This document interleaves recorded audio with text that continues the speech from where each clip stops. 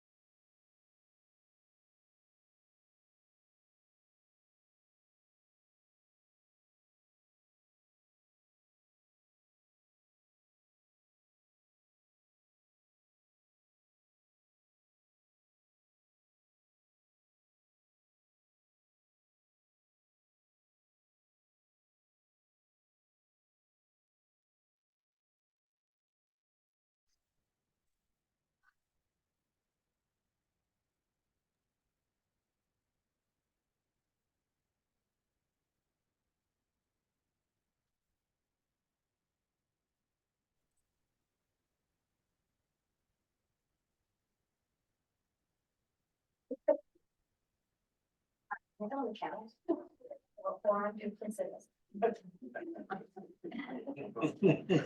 You're on my computer. It doesn't have this. So you already know all set to go. Okay, we're ready. And All right. Good evening, everyone. I'm Paul Kunkemuller. I'm the chair of the City of Groton Planning and Zoning Commission. And I'm going to call our meeting for Wednesday, January 17th to order at 6:32 p.m. Paul, can you Turn that off. either, talk? What's that? It's just a little low. Trying to do what we can from here, but can you speak up a little bit? All right. I'm pretty much speaking as loud as I can. How's that? There we go. Can you, is that better? Yeah. I don't know if the public is there. Paul, try to say something. Good evening. Can you guys hear him or no? No. Okay, give me 1 second, sorry.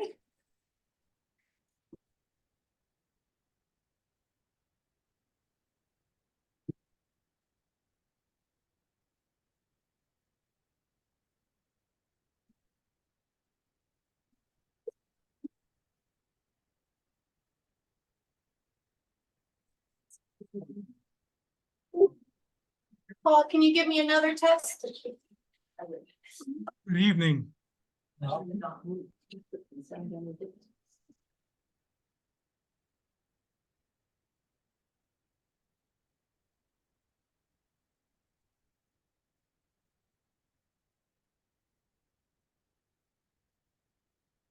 Can you test for me one more time? Good evening.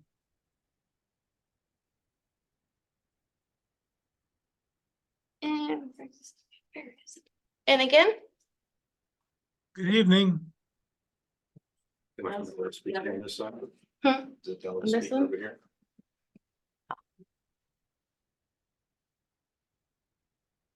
Try one more. Good evening.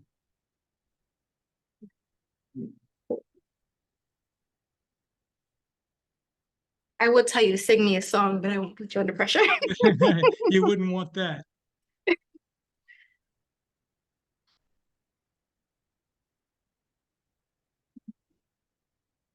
All right, give me another test.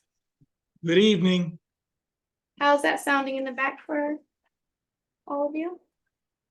Really not acceptable. Hard to hear. Hard. While drive down. If he turn his mic up, maybe. Paul, can you double check to see if your mic is all the way turned up for me?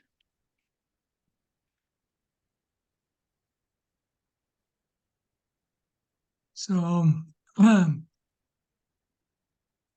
how do I adjust the volume on my mic? I've never had to do that before.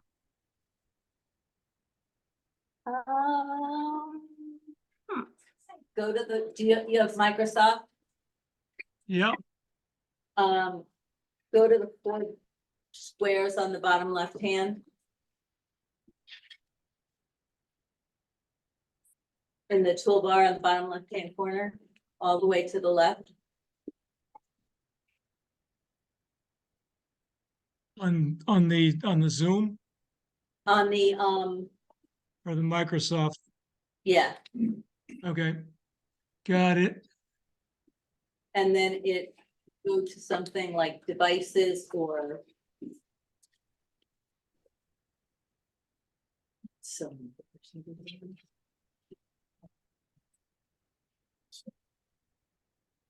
Or try microphone.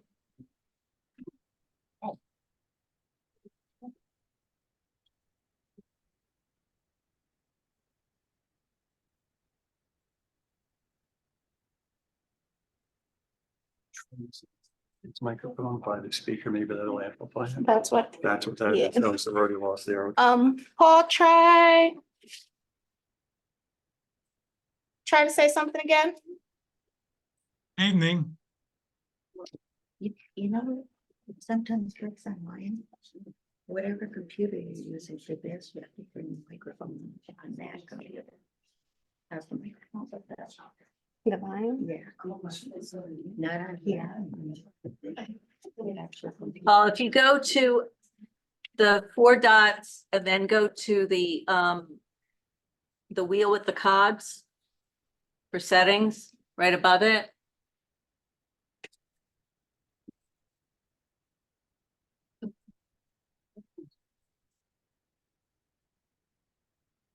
So I've got settings open. Yep, And sound, maybe? On the toolbar on the bottom, way on the right, the speaker, way on the right.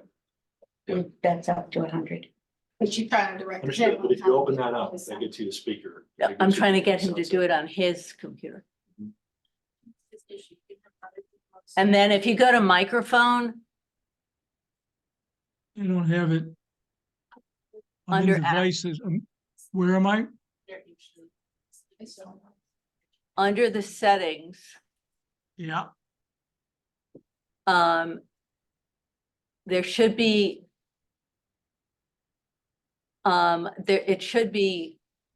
there should be an entry for microphone.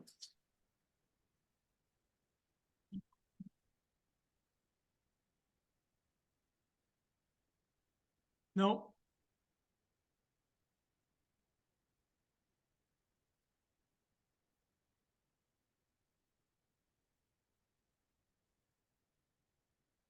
Audio settings.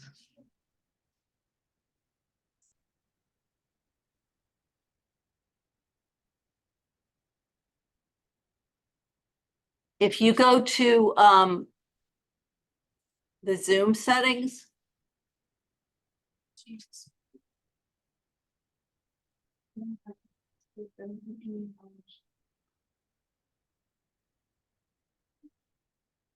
and then go to audio.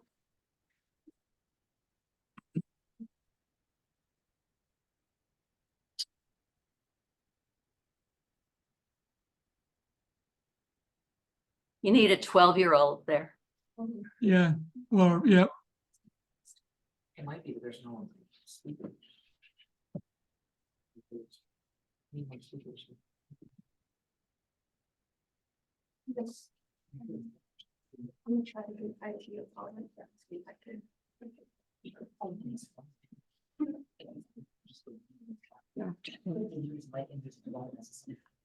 We could Nothing have a bothers me. call in and do it that way. And just mute the mic, Potentially. camera. Mute the computer, and then talk to the phone. That's one where like you can use it through the.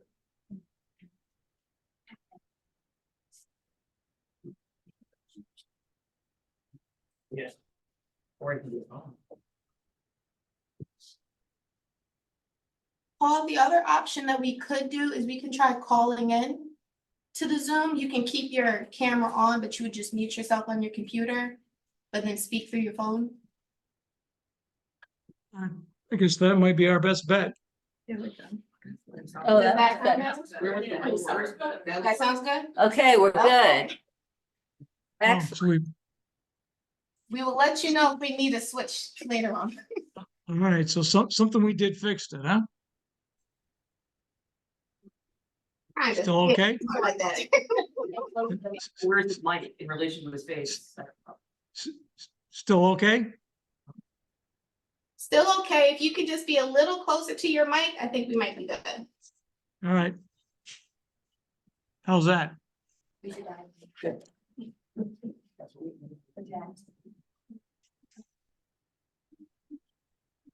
All right, first, I called the meeting to order at 6:32. So first item on the agenda is roll call. I am here. I can't see everyone in the in the room, so Ms. Bergeron, Here. Mr. Boris, Here. Mr. Jenkins. Nope. Mr. Rice, I'm here. Mr. Rusk, Here. Mr. Streeter.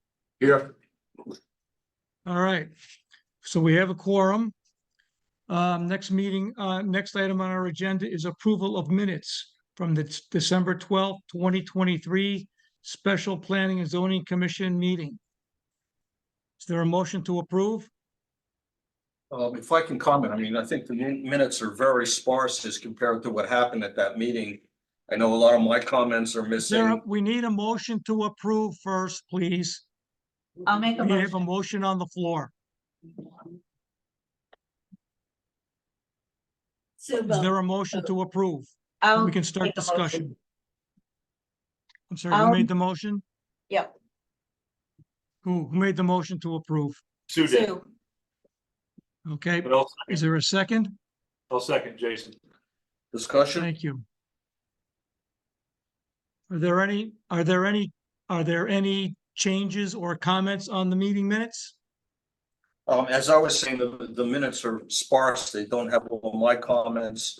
They're missing the comments of a number of the people that commented in the public. So I think they need to be augmented before they're approved. So actually, we don't really need to have every comment by every person necessarily in the minutes. Well, it's far from, and it really doesn't reflect accurately what transpired. From my reading, it was pretty, it's very close to being 100% accurate. Well, the meeting went on for about 2 hours and that doesn't reflect much of what transpired. Well, People there were a number of comments where the same thing was echoed by multiple people, right? That's editorializing on editing the comments. I don't think they're sufficient. Paul, I think about half of the folks that commented were captured in the minutes. So I would recommend that we table approving those minutes, and I've got good notes, I've got names, so I can submit those for addition, and we can look at the minutes again next meeting. And I can give you my comments more full.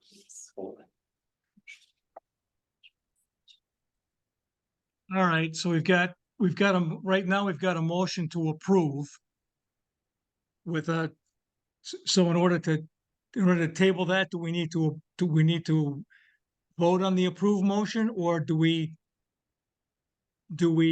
table that without voting on it? Well, we could vote to disapprove them for now, or we could vote to amend the motion to table them to the next meeting. or Sue could withdraw her motion, is another possibility. Sure. I'll withdraw. All right, motion withdrawn.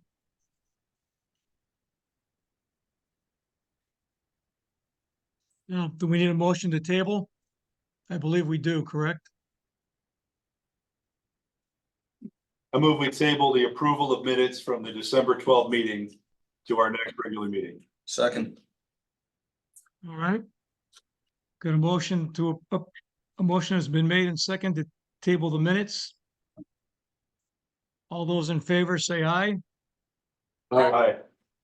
I'm sorry, I'm gonna have to call the roll because I can't tell. All right, so Ms. Bergeron, Aye. Mr. Boris, Aye. Mr. Rice, Yes. Mr. Rusk, Aye. Mr. Streeter, Aye. Mr. Kunkemuller votes no. All right, the motion to table the minutes is approved, and we'll bring those back up at our next meeting, which is on February 21st. All right, next item on the agenda is the continuation of the public hearing from December 12th, 2023.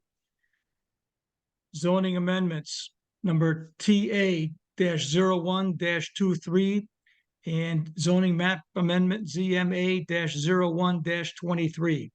This is a text and map amendment. It adds a new zone, general commercial residential zone, and has changes to the parking and loading regulations. I'll now read the public hearing procedure. I am Paul Kunkemuller, Chair of the City of Groton Planning and Zoning Commission. I would like to open the public hearing for text amendments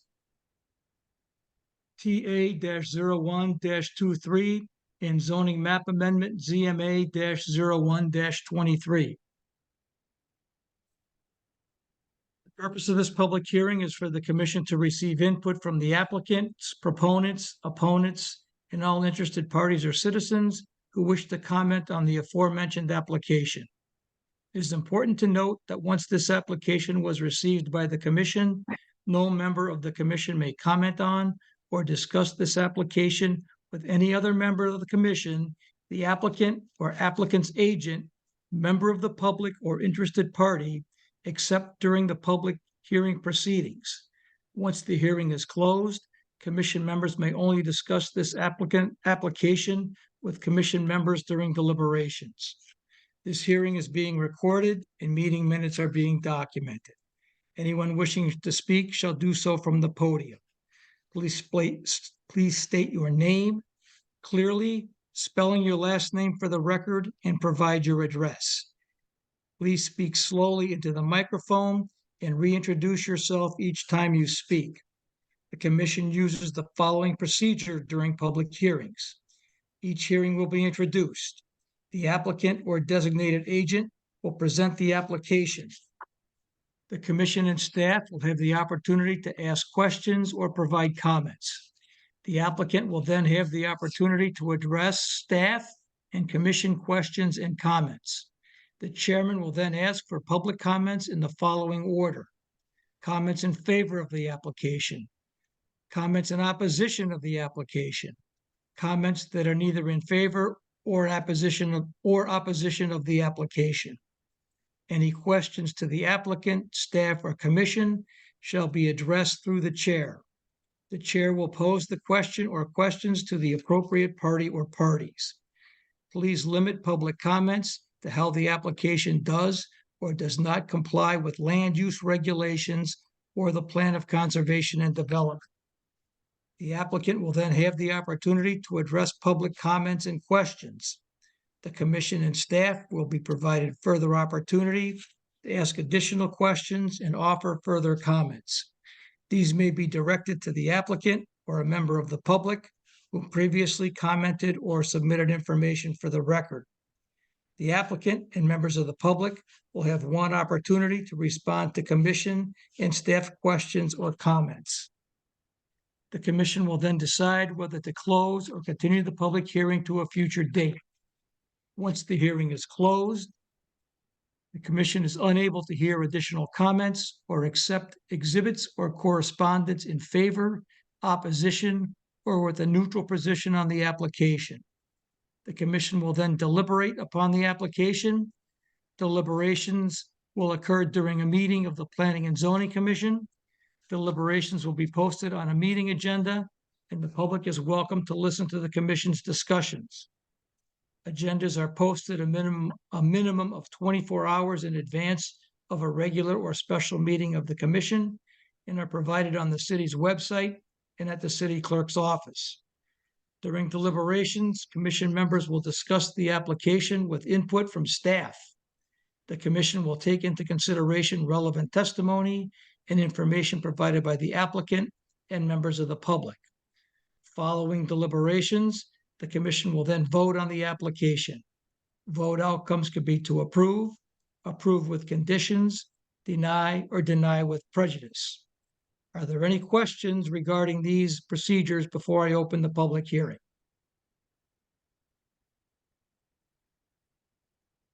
Mr. Chairman, a point of clarification. In your opening remarks, you keep on making reference to application and applicant. Who is the applicant in this particular matter? The commission is the applicant. You are the applicant. It's a boilerplate set of statements for I understand. a public hearing, so the applicant in this case would be the commission itself. Is that satisfied? Your question, Mr. Streeter? Yes. All right. Any other questions? For the record, I will read the legal notice.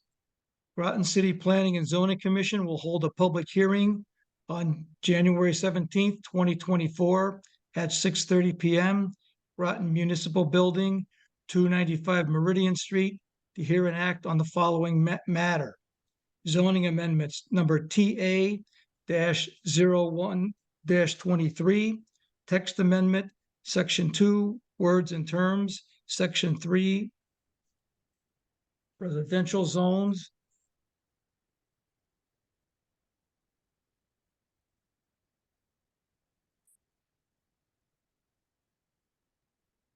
This is the this is the public hearing notice for I'm sorry, I'm reading the public hearing notice for the text amendments that we're not going to hear tonight. So let me try again. City of Groton Planning and Zoning Commission will hold a public hearing on January 17th, 2024 at 6:30 PM. The Groton Municipal Building, 295 Meridian Street, to hear and act on the following matter. Zoning amendments number TA 01-23 and zoning map amendment 01-23. Interested persons may be heard, and written communications relative to the above matter can be sent via email to the clerk of the city of Groton, Connecticut, or Leslie Crean at the city of Groton, Connecticut by 12 noon on the 16th of January 2024.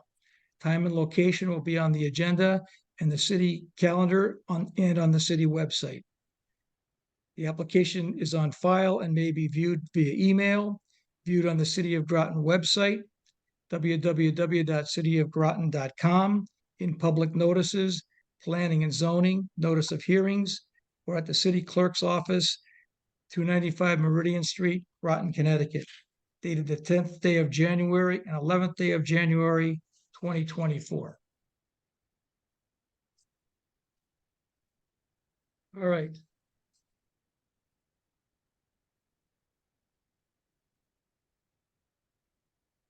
So the public hearing on this application is now continued from December 12th of 2023. So some of the comments that we received at the last meeting had to do with not enough information having been provided and folks not really understanding what the changes were and why we were looking to make them. So Ms. Crean, I think you've got some information that you'd like to present that would hopefully close some of those gaps.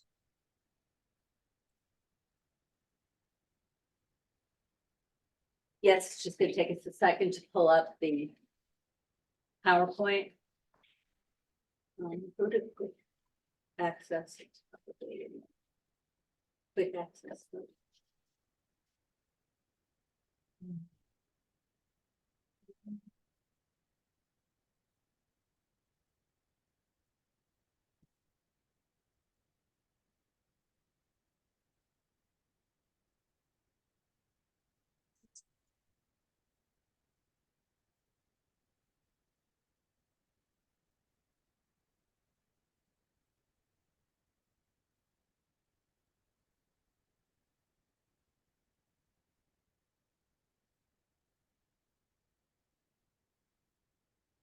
I think these are not virtual.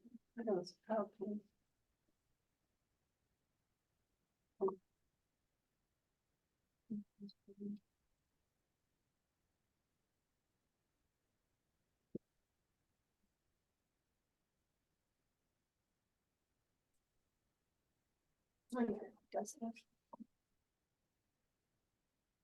No, it's not.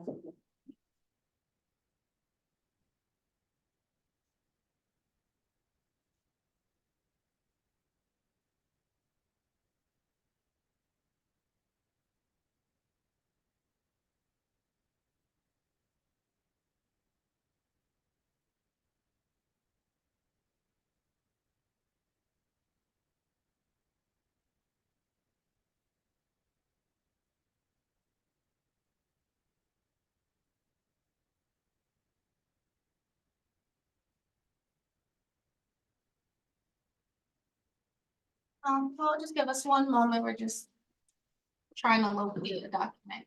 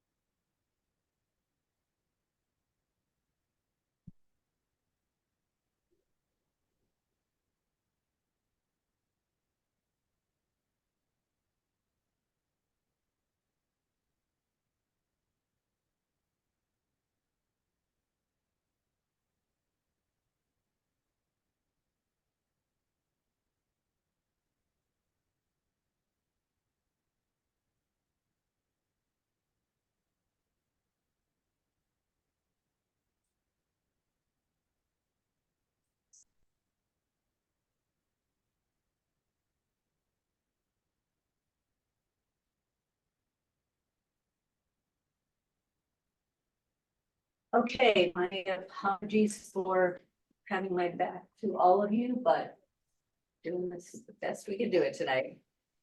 So, what's been proposed is our two applications. One is a text amendment, and that amendment is for the addition of a new zone, the GCR zone. So this is adding text to the zoning regulations, which is why it is a text amendment. This is the proper way to do this. ZMA is a map amendment, zoning map amendment.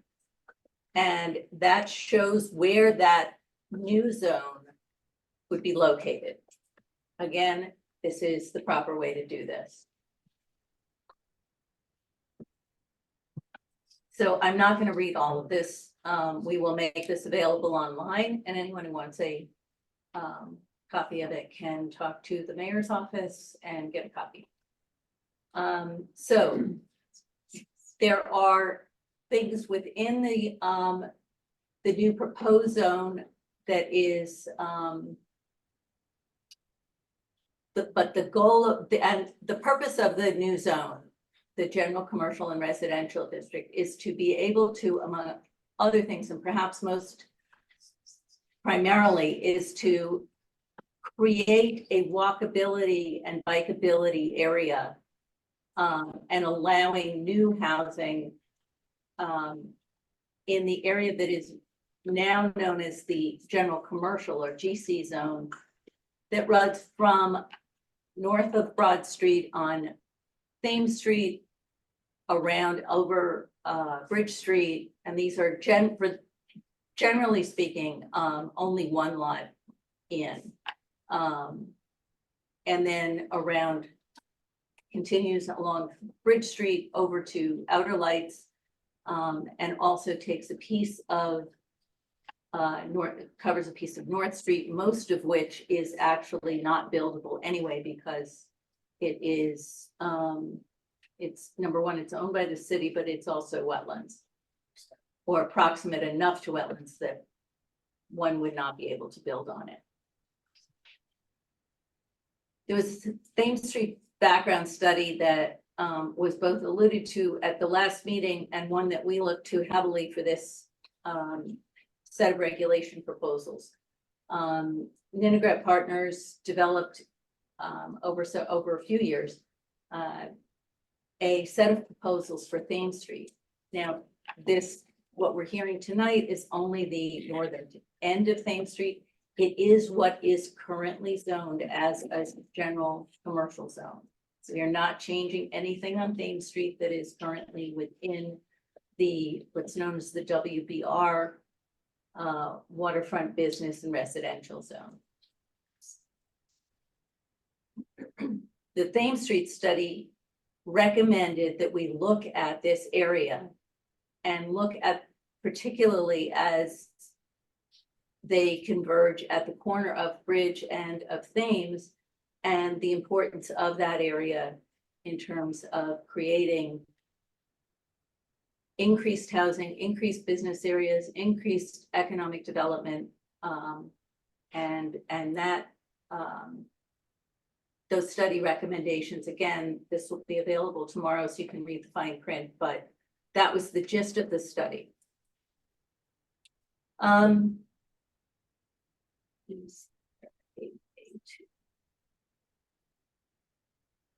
Okay, well, there we go.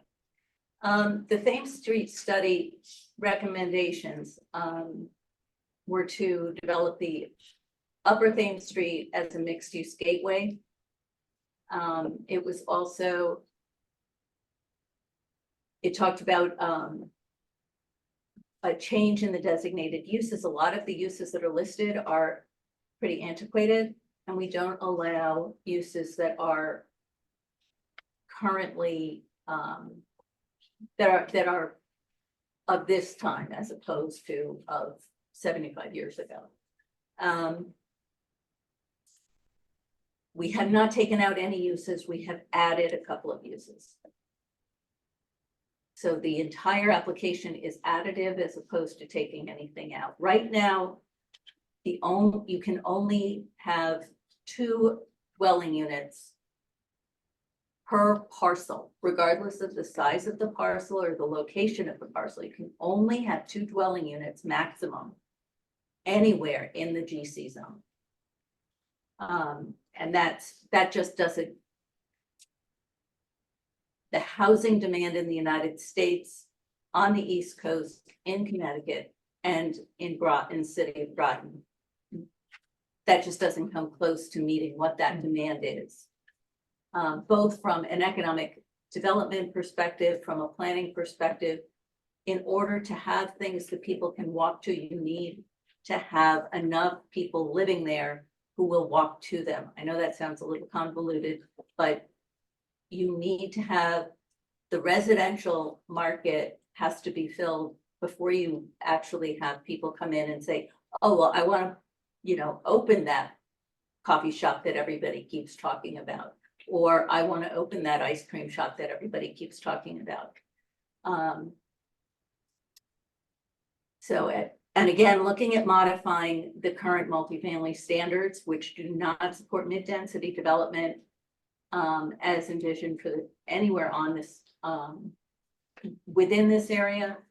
There is something, I know it's hard to see, but there's something called missing middle housing that talks about how you sort of, maybe not the best use of words, but rise up in density from much lower density housing to a higher mid-density housing. And how do you do that both gradually so that you're not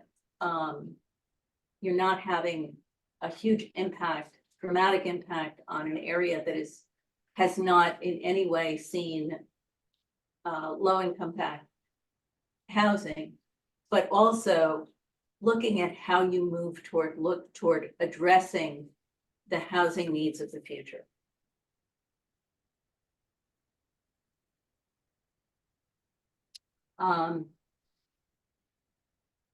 So these are the Thames Street study recommendations.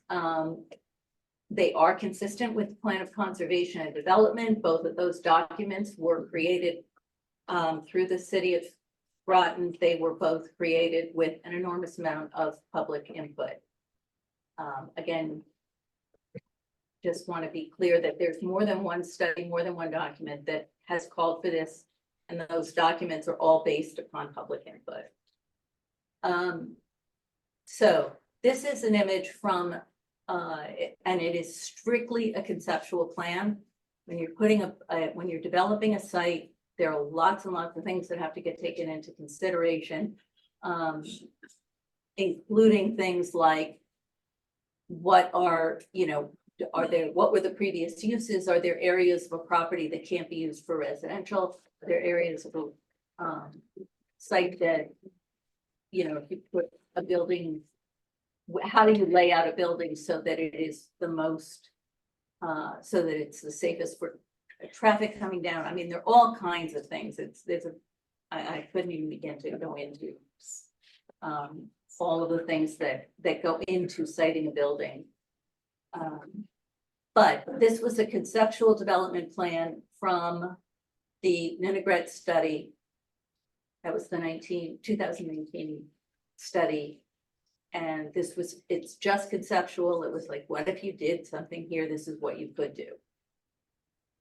Doesn't mean that anybody's planning this. No developer has come in to talk to me or to Sierra about this project, about doing it like this or about doing it differently.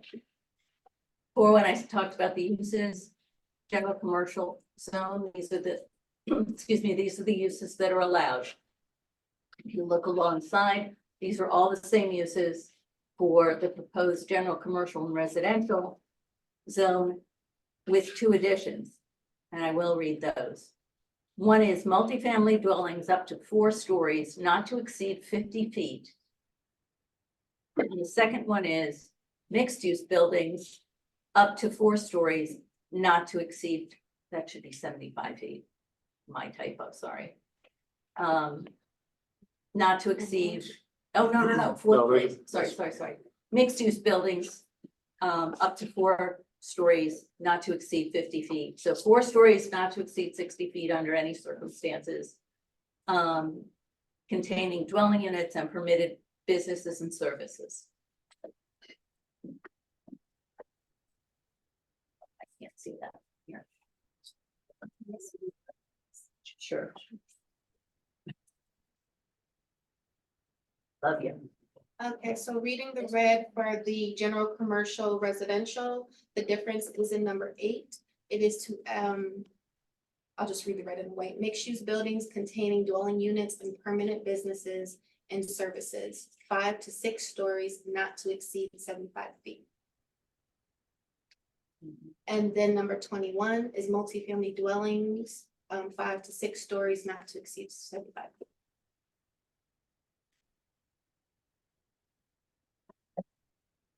So if you look at Those uses, I'm sorry, those uses require a special permit, correct? yes, that's in the permitting. That's what would need to be permitted, but absolutely, and anything that would be 5 or 6 stories, what the current application called for is that would require special permit. Right, anything over 4 stories would require a special permit and a public hearing. Yes, any special permit requires a public hearing.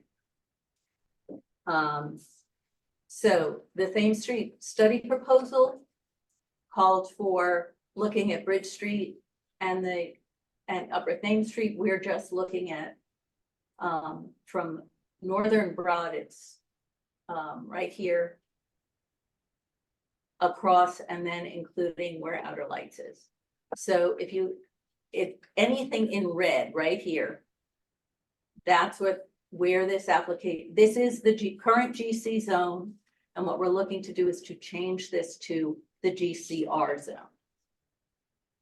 So none of those boundaries change as currently presented. So if you, again, I'm not going to read all of this, but one of the things that we added and we're looking at is also issues with parking impact. We're looking at issues with the coverage in terms of what the building coverage is as one number, and then what the impervious coverage is. These are numbers that have been included in lots of, they're increasingly included in Connecticut zoning regulations, and I think it would behoove us to do the same.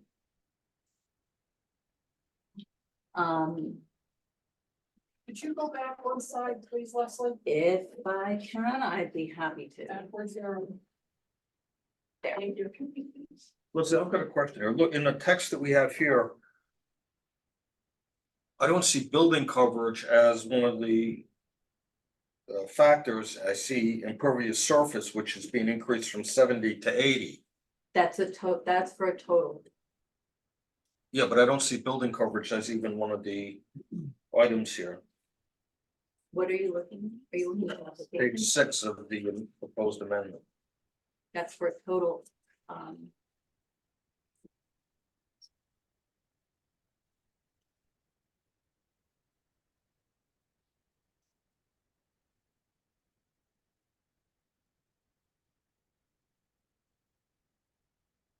No, that's that there.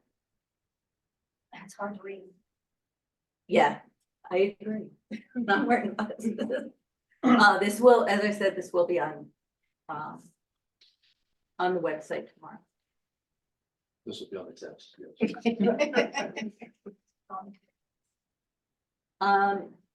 The elevation of local streets compared to the Subdets Memorial. This is above sea level, which is the level of the river. If you look at the topo map, it registers as 0. So this is everything above the upper level of the river. Subdets Memorial is 40 feet above. Church Street is 80 feet above.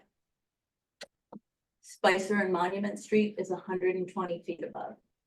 Ramsdale Street is 80 feet above and more. The height of buildings at the elevation of the Subdets National Memorial compared to the local streets. 4 stories would be 90 feet. 5 stories would be 105 feet.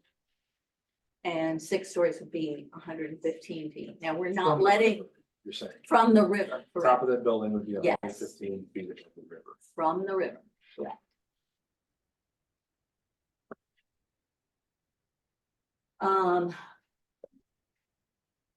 Potential resulting densities, the purpose of this is to increase density. We are going to have more people in the city. The question is, do we create space for them in a way that also helps to create better public space within the city? Or is it, do we just let things go the way they are, in which case we will not have anywhere near enough housing? And surrounding municipalities will end up getting both the housing, the taxes, and all of the good things that come with bringing people into a neighborhood. One of the things when I've talked to developers who have come in to inquire about building in the current GC area, I have said to them, please think about your development as you are creating a neighborhood or adding to an existing neighborhood. That's, that is part of what I do to help move those kinds of projects or potential projects into the direction that many, many, many people have said that's what they want. Maximum building coverage would be 60%, maximum units would be 60 per acre, and that's means going up. That's not flat out. That's what you would get if you went out, if you went up. Maximum potential added units is one, the first one times the second one times the third one.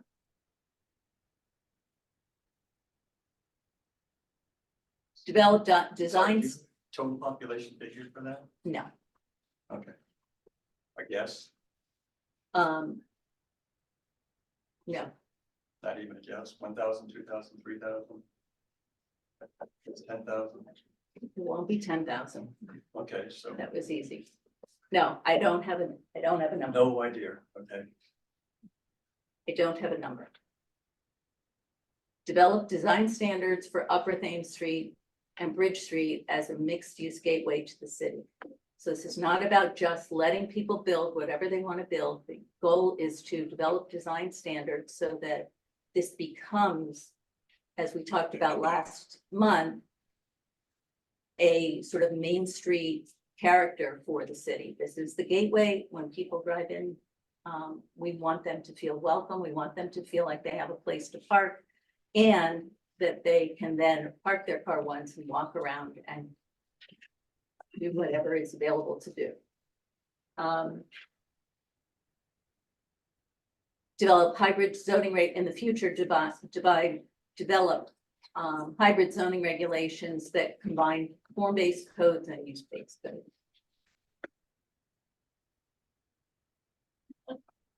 Proposed changes to the to uses in the new GCR zone are meant to establish Upper Thames Street, Bridge Street as a mixed use gateway to the city.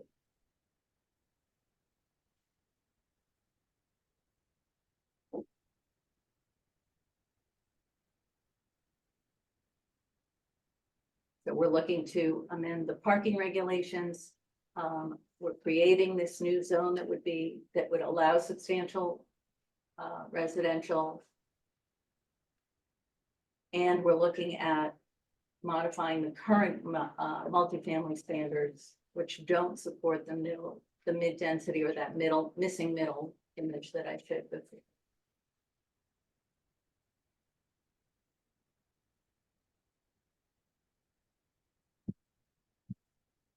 Some of the changes that would go from the current GC and the current WBR to the proposed GC. Multifamily would be permitted. Mixed use would be allowed. Residential parking would comply with state statute, which is 1 space per studio apartment or 1 bedroom, and 2 spaces for 2 bedrooms or more. The private developers could increase that if they chose to, but that is now the new statement.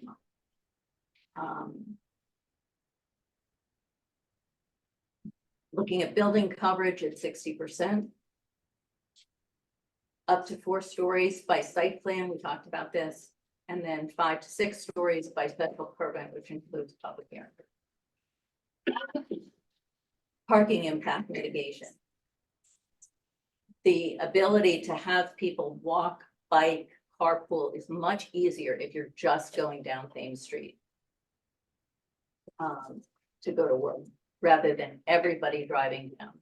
Now, some people will still drive down, but it will decrease what we are going to have anyway. If we don't do anything, everyone will drive in from elsewhere.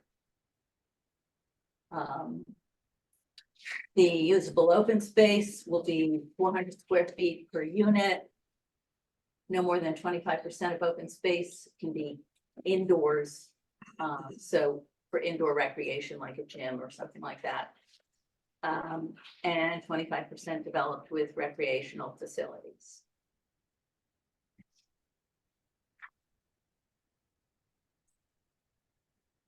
This is EB's projected employment growth. They are expecting by 2029, which is only 5 years from now. On the first shift to go from 24, so we're assuming we're actually at 7,000 by the end of this year.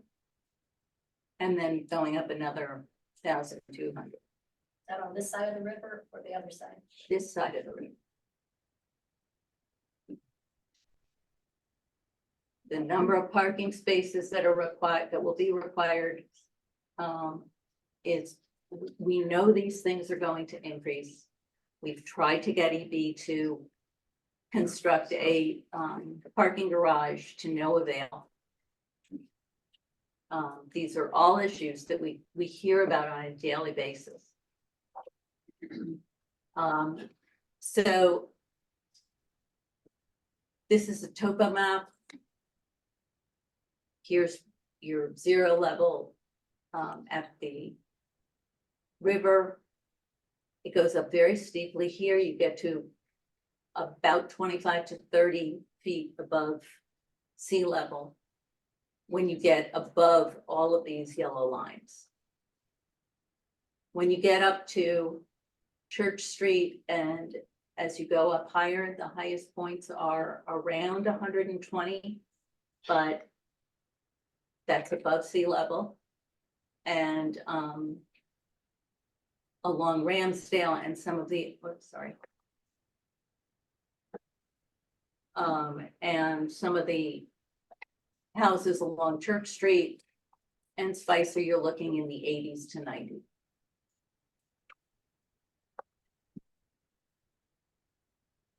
Okay. Again, we will make this available for everybody online tomorrow.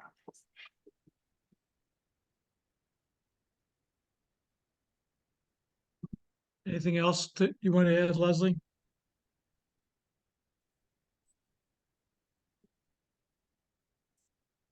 Not at the moment. Okay. Questions or comments from commissioners? Just have a, is there, the local infrastructure can support the, Absolutely. you looked into all that? We know that, yes. The water treatment plant is at 60%, roughly 60% capacity, which means we can support another. I mean, I'm not saying we should build 40%, but we have, that's a lot of leeway. Are there questions or comments from commissioners? So I just want to point out, I think Mr. Rice had a question about where the 60% building coverage was located. It's on page 6 of the application, table 4.6.f, dimensional standards. Max building coverage 60%. So that is in the proposal. Question for you, Leslie, is Okay. so currently with the way the regulations read, the only dwellings that are permitted in the general commercial zone are up to 2 units in a mixed use building. Is that correct? On any parcel, if a parcel is half an acre, you can put 2 dwelling units. If a parcel is 4 acres, you can put 2 dwelling units. Right, but they have to be part of a mixed use building, correct? No, they don't have to be part of a mixed use building. Okay, so anything, any current residential development in the general commercial zone that's greater Correct. than 2 units is currently non-conforming, correct? That's correct. So the regulatory change would actually make those properties now conforming. That's Correct. correct. And anybody who's ever tried to get to refinance with a non-conforming building knows that that is an absolute nightmare. Well, I see the maximum percentage building coverage, but it's under outbuildings. It probably should be under building massing. It's kind of misleading there.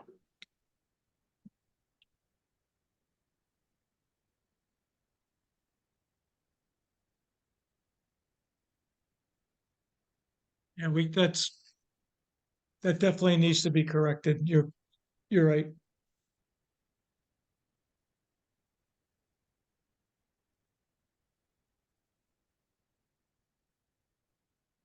It should be under principal building. Unless Leslie, was that meant to include principal and outbuildings? Is that why it's written that way? Yeah, totally. So really, that's meant to mean the principal building and the outbuildings have a maximum coverage of 60%. Correct. Okay. So we just need to we would just need to clarify that. Any other questions or comments from commissioners?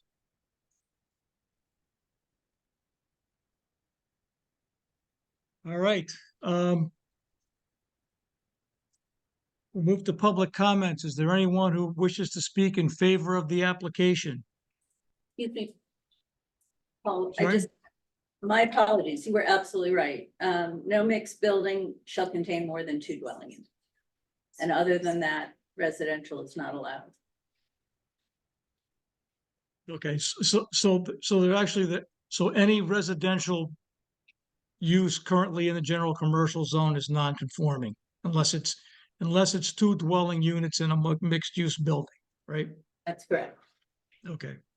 So, but all those currently everything that's currently residential that's non-conforming would become conforming under the change in regulations. Yeah, barring some kind of odd consideration, that's true. Okay. All right.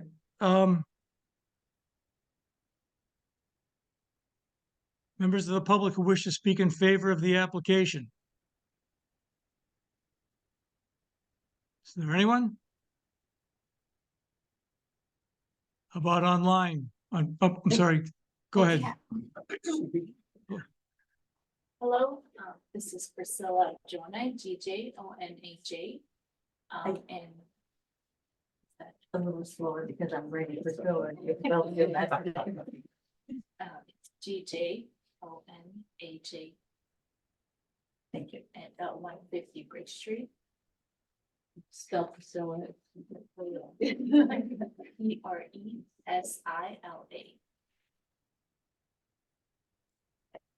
Thank you. So I just want to commend the commission and the city planner and the Conservation and Development Office for moving the general commercial area in this direction. When we first came to the area and we renovated the building at 150 Bridge Street, which used to be the natural building, we looked at that plan of conservation and development document, and we thought that, yes, this is a place we want to invest in, and we really want to see that vision come to life. And I want to just explain to the public that this is not an actual project, so it's not that something is going to be built. We're just giving the opportunity to developers to come to this commission to actually bring their projects and have them voted on their merit, if this is something they want in your city, or if this is something that does not align with your vision. And also from a business owner perspective and an investor, you in the plan of conservation and development, people want to have that sense of place, which comes from having small local businesses, mom and pop shops.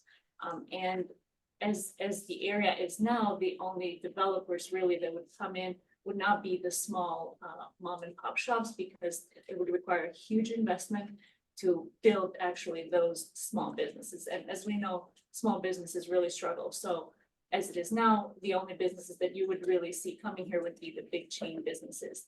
And that there are also some of them allowed under these regulations. So if you really want to see those, and as Leslie mentioned, the small coffee shop you want to walk into, you really need to have that development first, the mixed use building, to actually have those spaces, those little retail spaces that a business could come in, rent, and just run. And obviously you would need the people too, but it would benefit the people that already live in this city. If that is still the vision for the area and for the city in general. I really appreciate your efforts for moving in this direction. I really hope that it will go through and people will have the possibility to look at new development in the area, which I think is really, really needed. Thank you. Thank you. Anyone else want to speak in favor of the application? Paul, I do have a couple of written in testimonies. Do you want me to read those now? For the in favor? Sure. Do we need to read those in as exhibits, Leslie? Yes. I have to do a certain number of.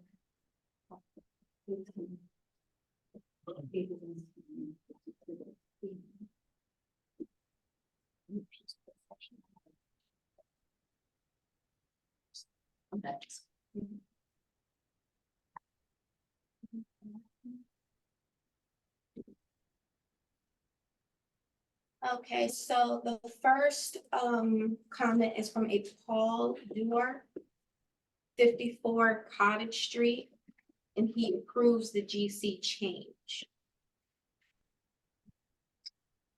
The second comment is from a Christina Gore, 17 Morris Ave. Dear Miss Creed and Miss Patrick, my husband and I unfortunately cannot attend the public hearing today, but are writing in support of the regulation change for portions of the North Bridge and the beginning of Thames Street. Thames Street as a whole is in desperate need of revitalization, and the targeted area in particular currently is a sad backdrop to the war memorial.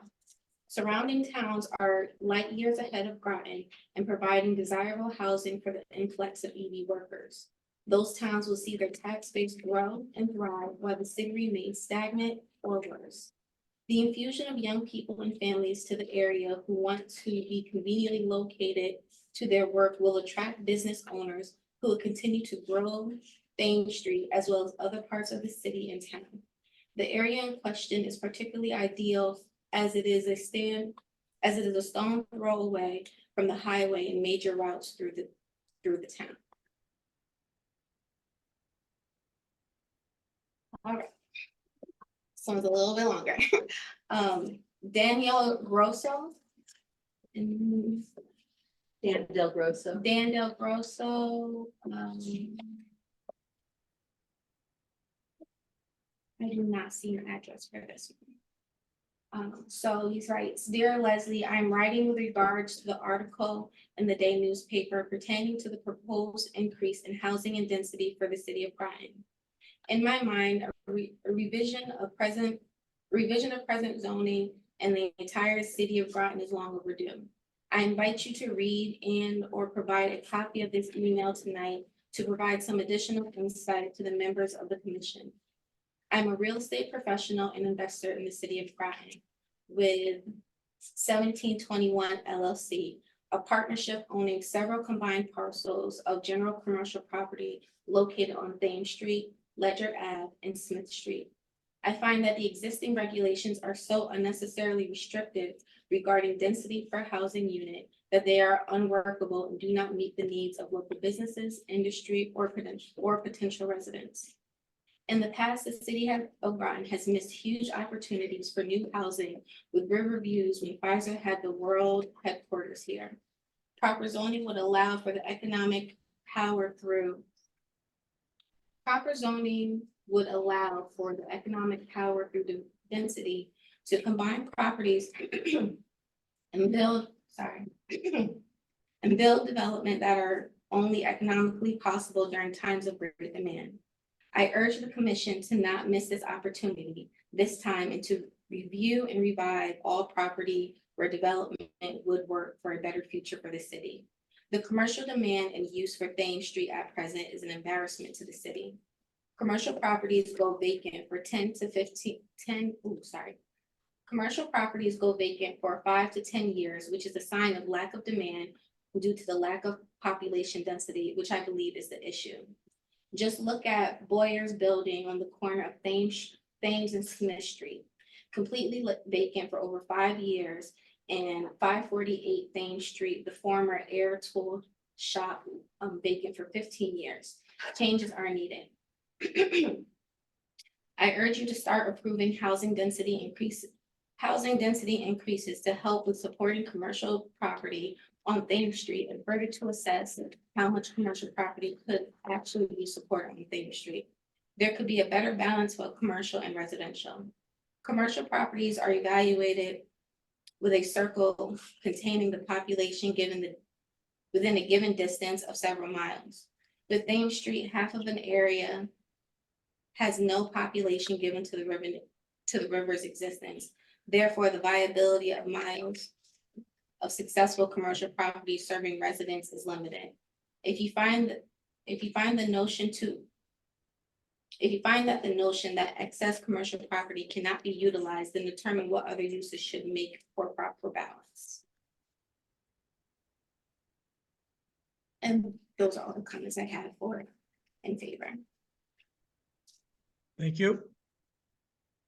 Is there anyone on the Zoom call who would like to speak in favor of the application?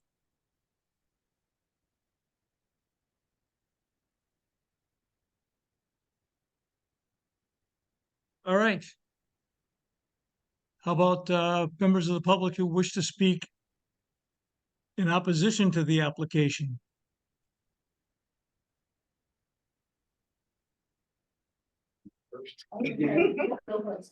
Go ahead, gentlemen okay. Yeah, somebody in the room should point out people to speak. Thank you.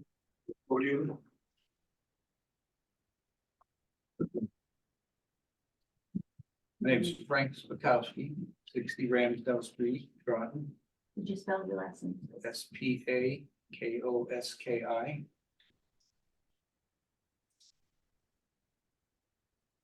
I'm sorry, what was the address, sir?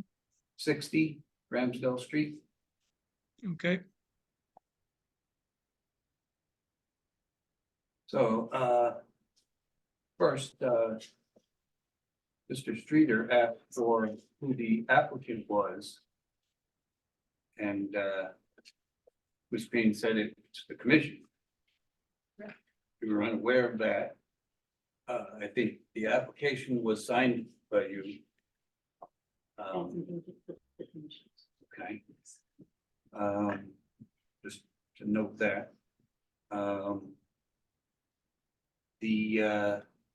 Mr. Rice mentioned the minutes from the last meeting were pretty vague. I think it said there were some statements from the public for and against. That was the extent of the meeting minutes.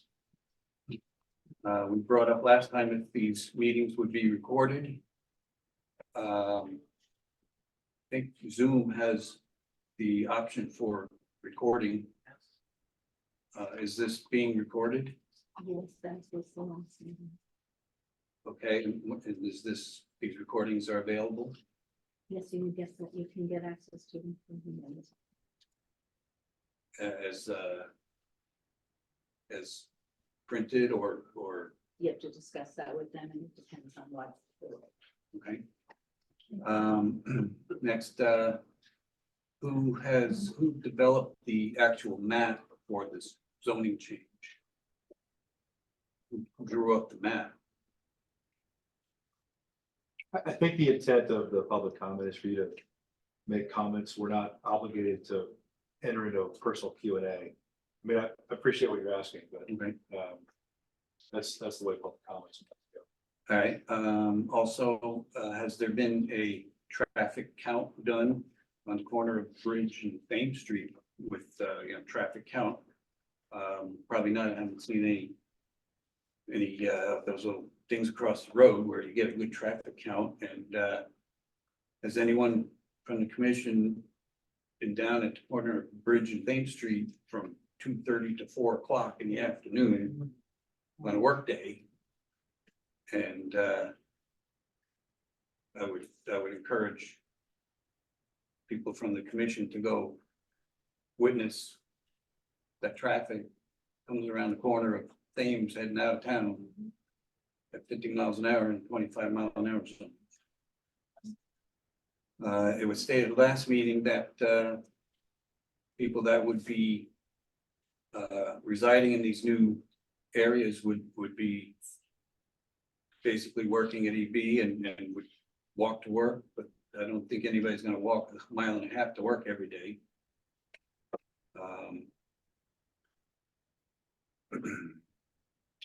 So on the map itself, you stated that North Street, on the west side of North Street, 2 properties are owned by the town of Groton. And town of Groton is shown on the GIS of the town, that the town of Groton owns 2 properties on the west side of North Street. And it's also, like I said, a wetlands, not buildable, so why would that be included in this map? Already in the GC zone.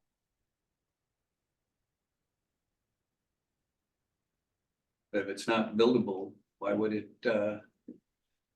It- be included? It's all, but it's already in the GC zone. That's why it's included. I thought it was in because the exempt, No, that's not as, okay? On the as far as Bridge Street, the south side of Bridge Street, it's very narrow, has some stores in there. I don't think you can develop that any further. It's a very narrow property with a steep hill right behind it. I'm not sure why that would be also on the map. The north side, the majority of it is from Fairview Avenue intersection. The first property is owned by the railroad. The second property is owned, or one of the properties is owned by I-95, it says in the thing. So you got generators for the railroad, you got railroad property, you got the old lumber yard that's called lumber storage. And the then vacant lot next to adjacent where the lady- So what is your concern here? Well, my concern is just seeing these discrepancies in trying to change the zoning where it's not gonna be developed in any So, way. So nobody, so changing the zoning doesn't require anybody to do anything, right? Those properties can stay just the way they are with whatever use they currently have. There's nothing in the zone change that would eliminate their ability to do that. They can stay just that way and it just opens the opportunity to use them in another way.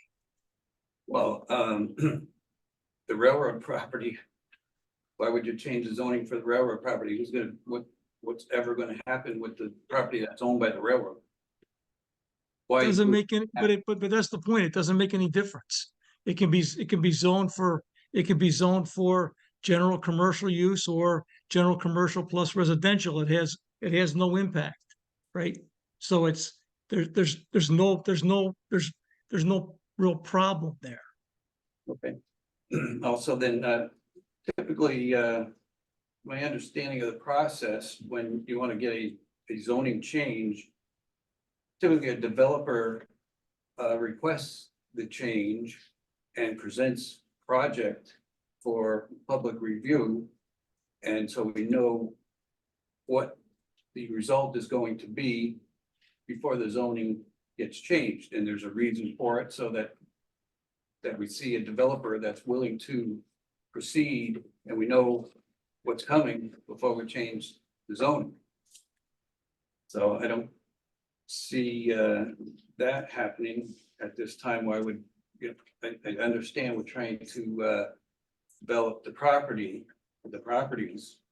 But typically you see the end result before you go ahead and change the zoning to allow something that is an undesirable end result.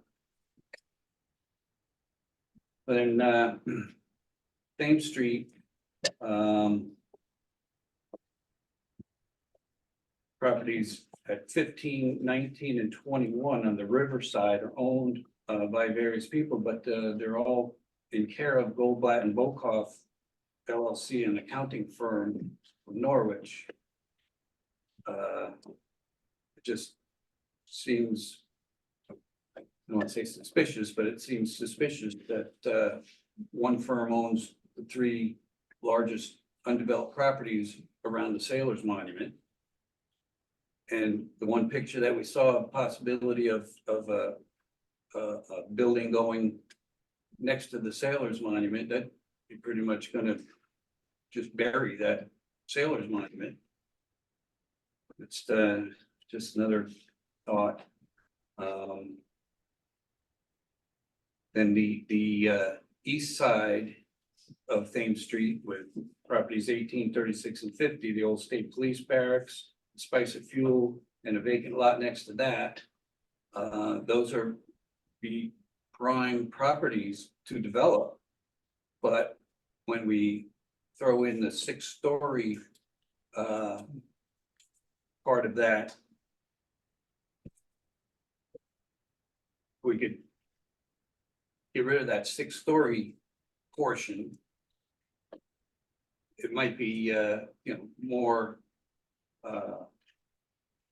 acceptable to the public, where you put 6 stories, which is 75 feet on top of that, on top of there, and you're going to be above, way above the properties on Church Street, effectively just blocking them right out. So the building that's on the corner right now at 15 Thames Street, which is the one next to Peter Hoops' office, is the closest one to Circle Motors. That's 3 stories.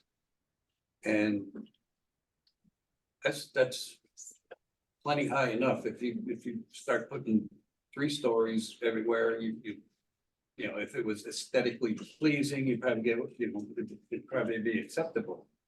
But 6 stories is twice as high as that building. You're just taking over the whole, it's the view of the people that live around there. Now,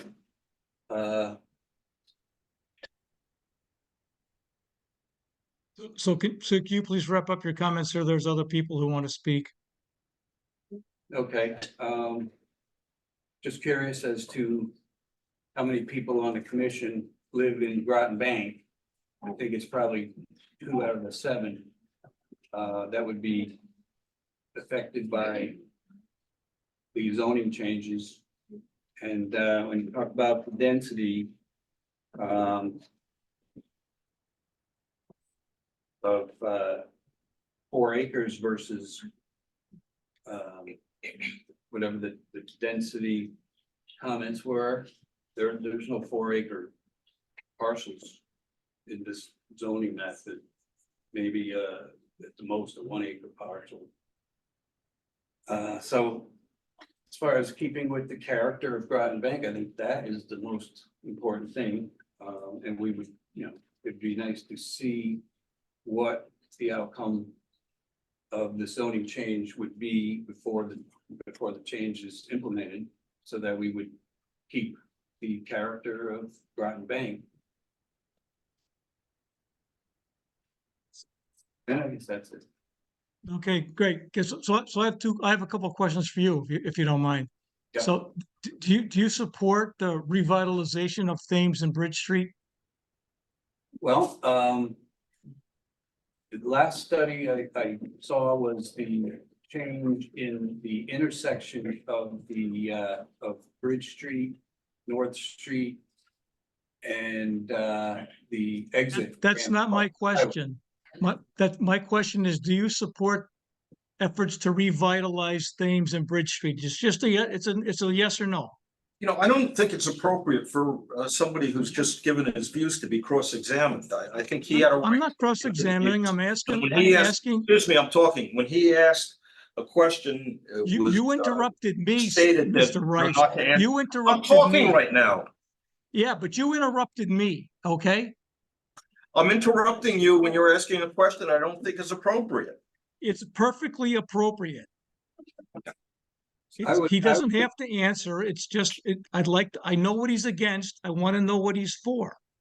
I'm for the aesthetics of Groton Bank to be maintained with, could be mixed use, but not a population density that's gonna add thousands of people, hundreds or thousands into this small corner that right now is traffic headache and actually dangerous, but there are many dwellings right now on the river that are getting revitalized, and they're doing a very nice job, and they're keeping the buildings looking exactly like they were. They've got docks out the back, so there's plenty of opportunity to put nice dwellings and small business along the river as there are between the Sailor's Monument and say Paul's Pasta. There's a whole stretch of buildings in there that are getting revitalized, and they're doing a nice job keeping them looking exactly like they are, like the Mother Bailey House. That thing was rebuilt from the ground up without moving it, and they're keeping it exactly like it was. And I think that is the direction we want to go, not increasing the height requirements or the height availability to 6-story, and trying to pack as many people as we can into this small area. It's a very small area. It should be done very tactfully and according to how we want Groton Bank to look going forward. All right, thank you. Mr. Chairman, can I just share one thing? I have a home at 24 Ramsell, so I just assure you, I do understand what you're speaking of about Groton Bank. Wanted to disclose that because you brought that issue up. Okay, and so I understand that this will come to a vote between members of the commission, and I'm just hoping that the members of the commission, either, hopefully the ones that live in Groton Bank, understand exactly what we're up against and vote to deny this application. Thank you. Thanks. Next person who would like to speak in opposition.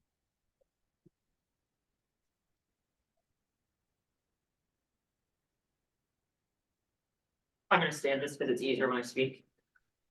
My name's Portia Bordelon, that's Portia. My last name is Bordelon. I live at 24 Jefferson Drive here in the city of Groton. And for full disclosure, I'm a Groton Town Councilor, but tonight I'm speaking as a resident of the city of Groton.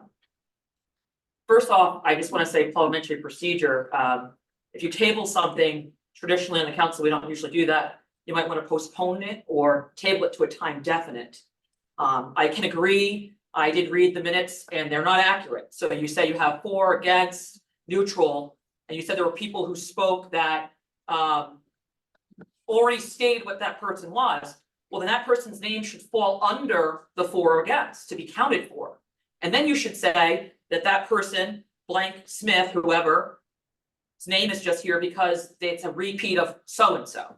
So that would just. Do you have any, I'm sorry, Let me finish, do please. you Don't interrupt me while I'm have speaking. any Please comments don't on interrupt the me. It's not a Q&A, application? I thought it wasn't a Q&A. I'd like to finish, please. I'd like to keep going. So Do you have my thing comments is on this. the application? it should be, the name should be on there. You can't put some and not on all. And the presentation you guys gave today. Can't read it from the back of the room. How can we comment on it if we hadn't had a chance to read it? Good accountability, good government has transparency accountability, and openness. And that would mean that it was posted 24 hours before. That presentation was not on your agenda. And now you're told us nicely that we can read it tomorrow. How are we supposed to answer today to something that we barely could read, that we're not gonna get to read until tomorrow? So I encourage this commission, this zoning, to continue this, because I'd like to go home and wait for that after I work a full day of work, and then in the evening, read your fine print. That's fair government. So again, I'm for changing Groton. I spoke before this group many times in the past. I had a friend who had a son who came here, looked for a job, and said, I'm not living in that dump. That's what he said.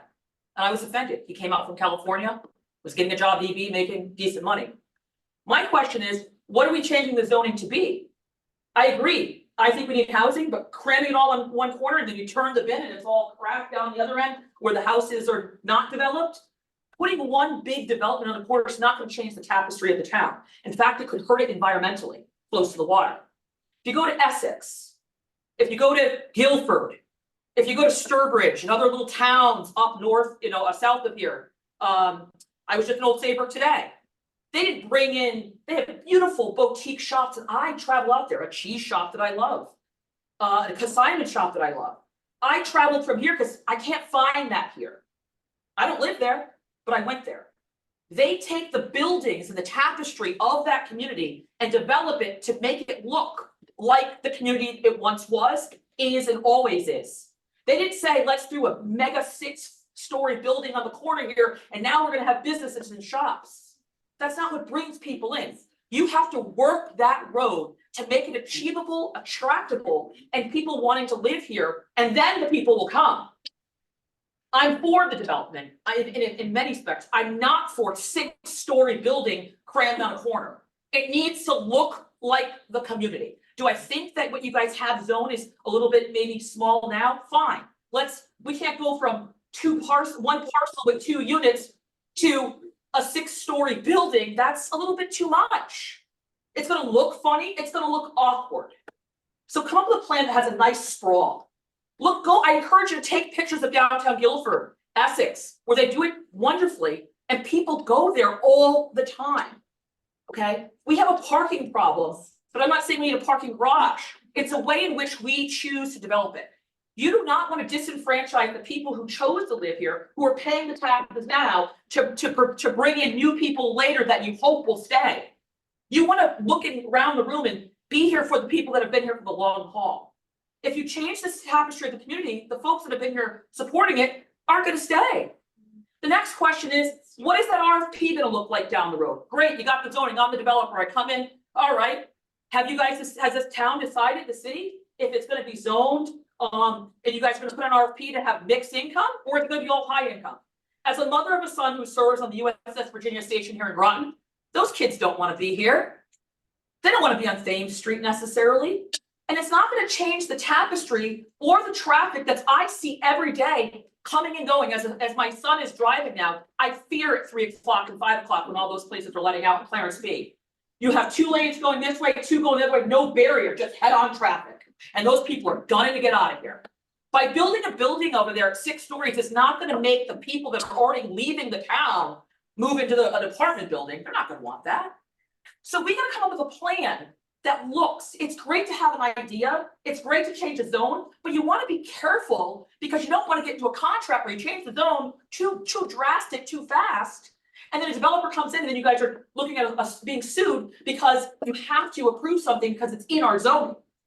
Move slowly, gracefully, move at a pace that fits the area. Try something a little bit tempered down and see if we get any bites. And if we don't, come back to the table and go bigger. But to put 6 stories on this corner would be devastating. From an environmental standpoint, I haven't heard many people talk about that. I'm concerned that they're run off into our river. I'm concerned about the environment of all the cars coming in. I am concerned about the welfare and well-being of my community with the cancer rates in this area already. People have to want to be here. Putting a building here doesn't make someone want to be here. Putting 6 stories, is it fair to you who invested in this town all these years? Maybe you have a family home and all of a sudden the 6-story building rose up. Look at Chapman Street. You guys approved the building for EV. They are an economic driver, but we got to work with them and they should work with us too. It's our town as well. And now that home on the end of Chapman Street that once was so beautiful with the beautiful views, you can't see it anymore. We have to slow down and be careful. Look at New London. Big high-rise condos that have been there for years. They built some new buildings. Ghost town. Bank Street, what do you got? Couple bars, maybe. I love New London. That's where my family all came in through. There are some great shops there, and I go there, and they're trying too. They build a whole bunch of buildings, but the economic development still hasn't happened. Still things are coming in 5 years ago, 5 years ago. So what's the plan? We have to have a plan. Make it look pretty. Make it look New England. Make it look attractive. And I encourage that. I just encourage this. You guys have the control, the power to make significant change. Move slower at that pace. Don't go 6 stories. You know, you gotta crawl before you can walk. And that's all I ask. You know, and when I was out in Old Saybrook today, it was just like I was walking up and down that strip by the Cape out there in Old Saybrook, Westbrook, beautiful. I didn't see any 6-story apartment buildings. I understand we have a shortage in housing.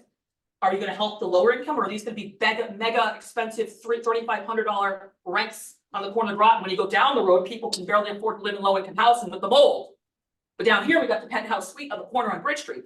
What are we doing? What are we doing? So that's what I ask. I ask and I speak. I've got tons of calls because people don't realize the demographics that I serve on the town council, not the city, but I said I'd come here because not everybody likes to come up here and speak, and I don't have a problem doing it.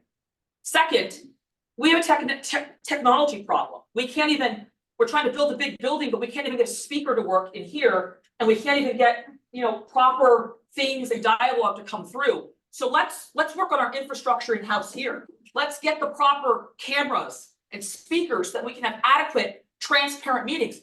I think it's absurd that you guys are not loading your videos online.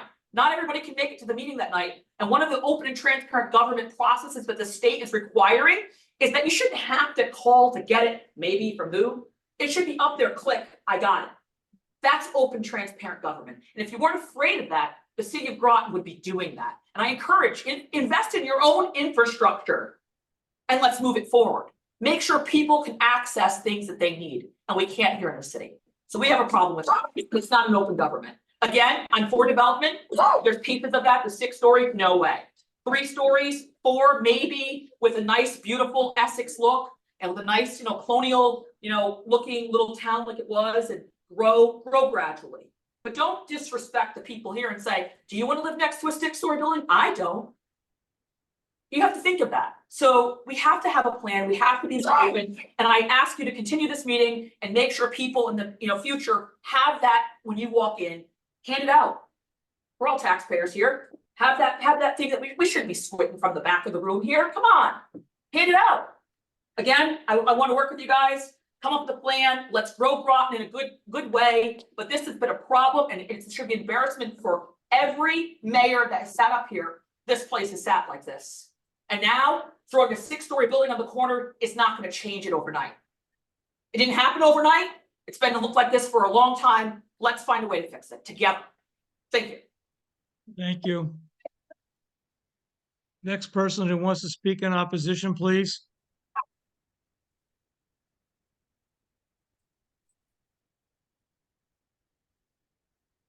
Anybody else? I have Yes, sir. a quick question. Leslie. The podium, please. The podium, please. From the podium. It's Mr. Boris, he's asking you to speak. Oh, I'm sorry. Yeah, no problem. Is there any town-owned property that will be impacted by this zoning change? That there would be an RFP that goes out There based will be on, no RFPs that go out because we don't act, the city doesn't own. Remember, there's a no difference parcel that the between- city owns, or is any town-owned property in this? If there is any parcel that the city owns, and I don't believe that there is, but if there is, I mean, something like the triangle Yeah. at, I was gonna say, there's property that the city of Groton maintains, the triangle at the intersection of Bridge and getting onto the on and off ramp of 95. Also, right across from that, there's kind of as you're going up North Street, there's a grassy area that the city of Groton maintains. Then if you're going further up North Street over the hump, there is 2 parcels that the town of Groton owners, but they are in the wetlands. Okay. So there's no development municipally that- owned property that can be built on. Got it. It's buildable.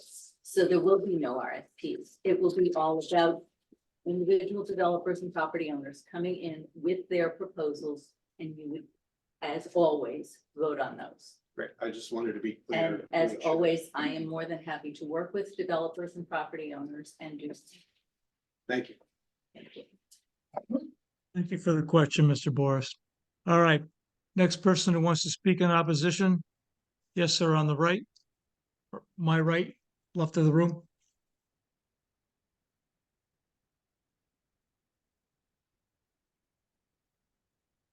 I am Neiman, Bryon, Niemann, 76 Allen Street, City. I understand that this proposal is looking to the future, but being aware of the current and history of a number of these parcels in this area, I personally fully expect that I will probably be 6 feet underground before anything is developed of any height above ground. While I generally approve of the idea of a mixed use in this area, I'm uncomfortable with the all or nothing, one size fits all of the area, especially given the topography of the area. As Mr. Altice had mentioned at the last meeting, I could see a 4-story or higher on the north side of Bridge Street and up at the former skating rink property. I do not see that being practical or desirable on the south side of Bridge Street, be impossible on the triangle where North and Bridge and Broad combine. And I feel it would be inappropriate for more than 3 stories of that area of Thames Street from Broad Street North. I just don't think it would fit. And if it was done as 3 stories or less, mixed use, absolutely. But I think there would be less opposition if that potential for overdevelopment was not on the table.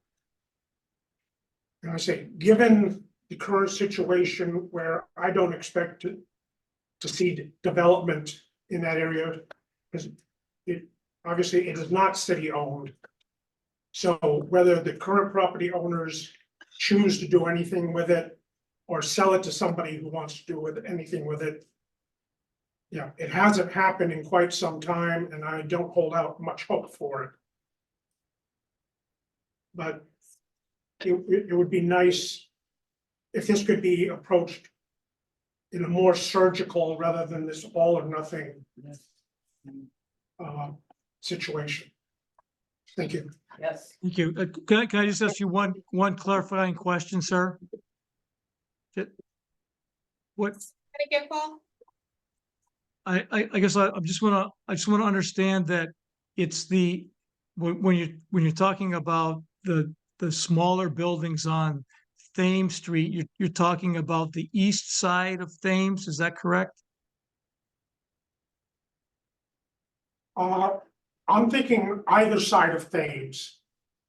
That it really, to myself, I don't think it should go much higher than 3 stories.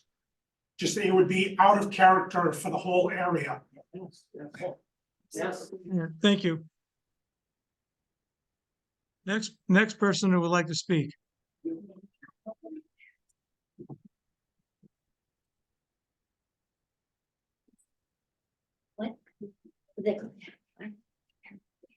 I'm legally Mary Ziegler. I go by Molly, so don't call me that. But Ziegler, I don't know who's writing it down. I'm at 63 Church Street, that everyone's talking about that will get their view blocked.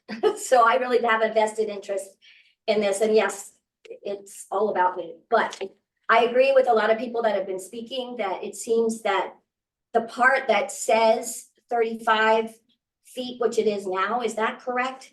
It's 35 feet now on the zoning. If I read it correctly, For building. I'm not a zoning person, I'm not a legal person, obviously. So when I read this, it gets quite the gobbledygook. I actually looked at the, what is this called? The proposal, the application. The thing you showed tonight, I agree with Ms. Bordelon, it was great to see, but it would have been really nice to see it before the meeting. I know you probably thought of it a little later than it needed to be. Thought of it's a great idea, but we need to know before, and I don't think this should be finished tonight because of the fact that, you know, that had a lot of information that was much better presented to see the difference, to see side by each, as they say. But when I was looking through it or trying to read through it, I just had some thoughts that came up. It's basically a reclassification of that area that is in red at the top. Of course, we also have GC down here in the little bits near EV. Right, I know, it doesn't affect that area. So I personally was looking, and a lot of the things are exactly the same. So I understand that that's what you do in a town when you want to rezone things. You create a new zone or you reclassify a zone. But as a lot of people have spoken to, Brian and Portia have spoken to, it seems to me that it's the height. And I know we're all like, I don't want a 6, and I know they'd have to get special permission, but I think if you open up that door, it allows it way too fast, and it really is out of character. There's also, when we look at the parking situation that you're trying to change, I feel like it's really just not feasible to fit where you think it's going to fit. I know you've done the studies and you've gone to Yale, was that right? I went to RIT for photography. So yeah, I don't know anything about this, and I understand that the idea of having a gateway into Groton, it sounds so awesome, but I agree that it needs to still be New England. It's and still be not the dumpy buildings that are down at the bottom of my hill, but nice ones down there. I mean, you look at all the areas around, and as far as, you know, prerequisite or what's the word I'm looking for? Like in a court of law. Precedent. That's the word, thank you. ADHD meds are worn off. The precedent, there is none. People are like, well, what about the building on EB? Totally different zone, totally different zone. And it's expected because that supports us, right? EB supports our town and also Pfizer. So even when we're up in a general commercial area, right now it's 35 feet. On your application, it said minimum of 35 feet at one place. I was like, wait, what? And then maximum 75. What you showed today seemed a little different. And also the sides on side to side said there was 0 feet minimum. I'm like, wait, what? I mean, it just seems over the top. And I agree with Portia, and the way she said it was much more eloquent than I can. And finally, let's see, well, one of the final things, the fire department, as far as I understand, has to be, they have to be a different kind of fire department than we have locally to reach a 6-story building. Is that accurate? And actually, I'm supposed to talk to the chairman, right? I'm supposed to direct questions to the chairman. Is that accurate? That's what you said at the beginning of the meeting. So thank you. So Leslie, can you answer that? Can you answer that question? Yeah, there we go. Now we're being led. Yeah, that's now we got it. Okay, thank you for that. Yes, I would like to address that, and I would like to thank a constituent actually who sent me some of the information that led me to all of that. The fire department? Yeah, the fire department, that's an issue that was raised, and it had to do with the how far the ladder truck extends. Well, it was, and I do have it here. So you've looked into that? I have absolutely looked into it Okay. and it does not, it no longer applies. We have let this, it was written in like 1972 or something. Okay, I will that's get you the year. But even with the fire department, let's just forget about that. Okay. I agree with everyone else here, and I think I see all these heads bobbing when everyone was saying, yeah. I invite every one of you not to come up here and talk, it'll take us all in, but just to send a quick email, because if they don't count you, which I hope they will on the minutes next time, count how many were opposed and how many were for. Because if you just say some were opposed and some were for, that's not detailed enough. That's It's not what they actually say. what is in there. Oh, okay, That what, wasn't an- okay, so that we wasn't don't an see the accurate minutes, that was one thing I did not download in It's print. on, yeah, it's online. I didn't, it seemed pretty vague, so I'll look to It see has how the many, names, the oh, address, awesome, and what it awesome, says. so they really are there, Yes. fabulous, okay. Because I mean, so you were actually taking a tally, Yeah. and that's, No, I didn't even take a tally. okay. I wrote down the name, the address. So, but the and tally what is able to be What taken. they said, yeah, Awesome, awesome, count them up yourself. awesome. Oh, I've already wasted so much paper, but, was that the last thing? I did have one other question, and I appreciate your patience. I appreciate their all hard work. I could never do this. Jill asked me, she goes, don't you want to volunteer for one of these? I'm like, no. So I tip my hat and appreciate all of you that I've known for many, many years. Some I've just met. It's just the maximum height. The maximum height got me as soon as I saw that that's the same maximum height that EB and Pfizer have. And right now it's 35 feet max. So 35 feet is roughly between 2 and 2.5 stories. It's what Exactly. every residential house is allowed to be. exactly. And along the water, the white zone, I don't know what to call that, it's maximum of 25 feet, whatever this is, WBR, Okay. which is basically just color different. So if I had a crayon, I could make it red, but it's like the same thing-ish. It's got a lot of residents and it's got some business. It is water business residents, correct? That's correct, and there's no, there, And residential zone. Yes, Yes. exactly, exactly. So but there are no changes proposed to that zone. I realized that. I was just referencing it in, just saying it's like right next door. And so Okay. 25 and 35, okay, 25 and 75, not so. That's my opinion, and now I'm being counted. Thank you very much. You're not being counted. Thank you. Thank you. Who's next? Anybody else? Yes, sir, in the back.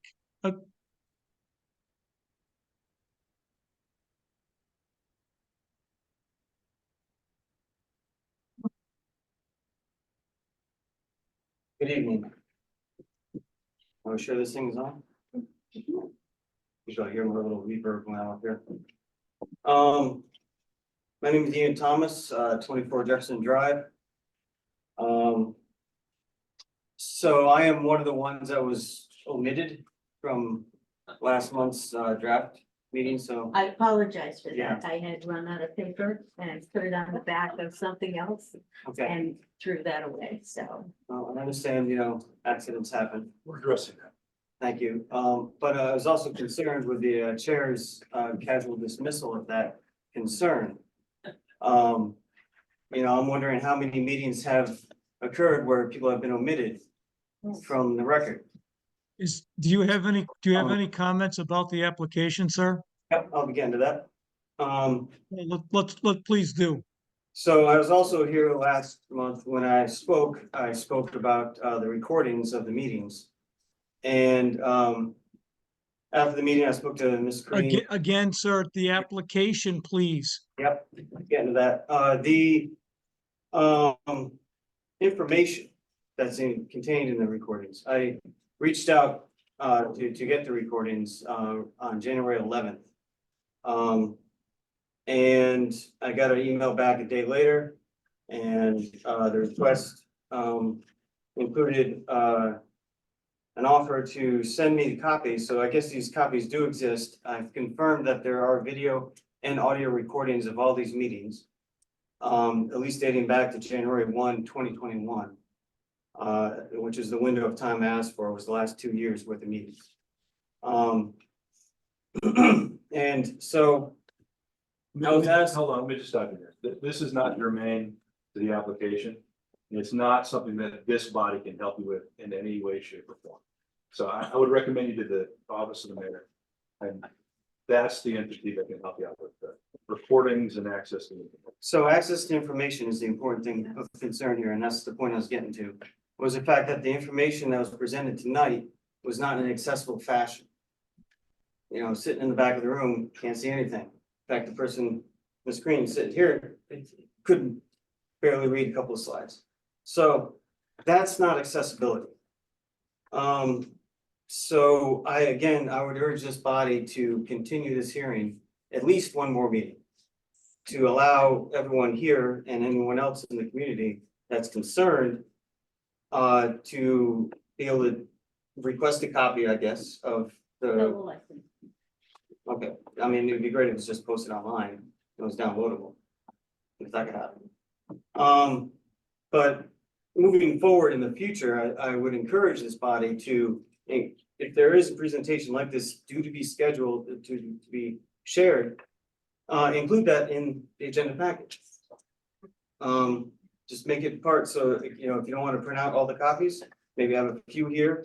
But also, if you just put it as the agenda package, I could access it on my device and follow along in my seat back there. Thank So, you. Your concern and suggestions are noted. Do you have anything to say about the application, sir? Yeah, it's too tall and too dense in that sense. I think it's putting the cart before the horse. I echo a lot of the sentiments earlier, as far as the overall character and shape, design, you know, the stories.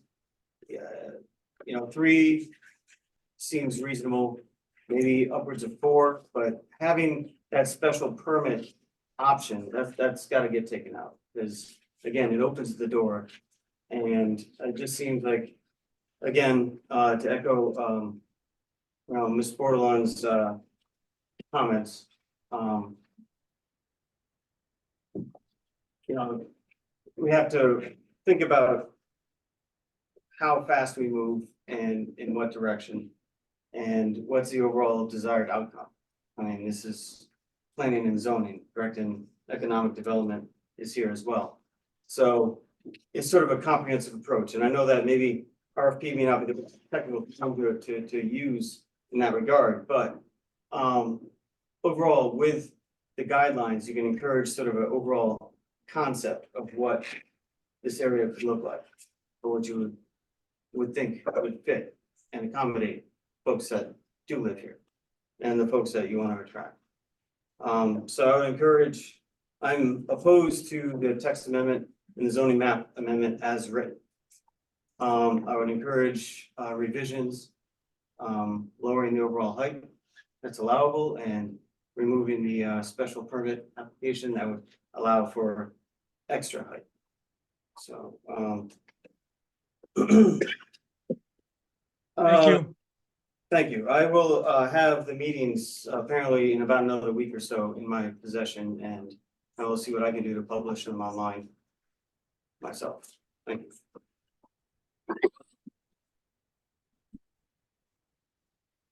Next person who wants to speak.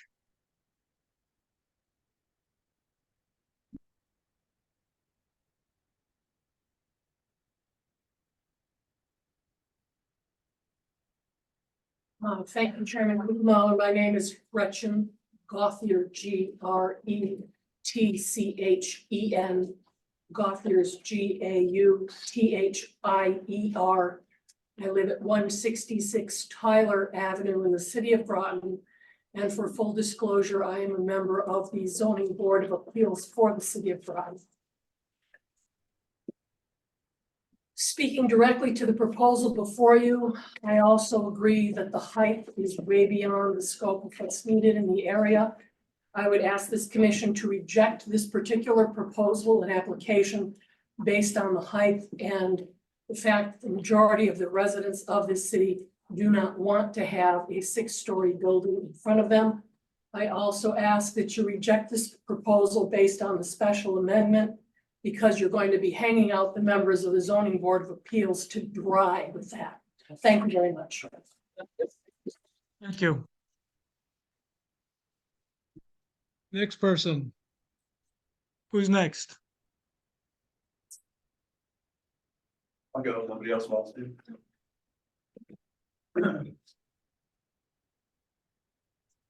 Mike Boucher, 16 Hillside Avenue.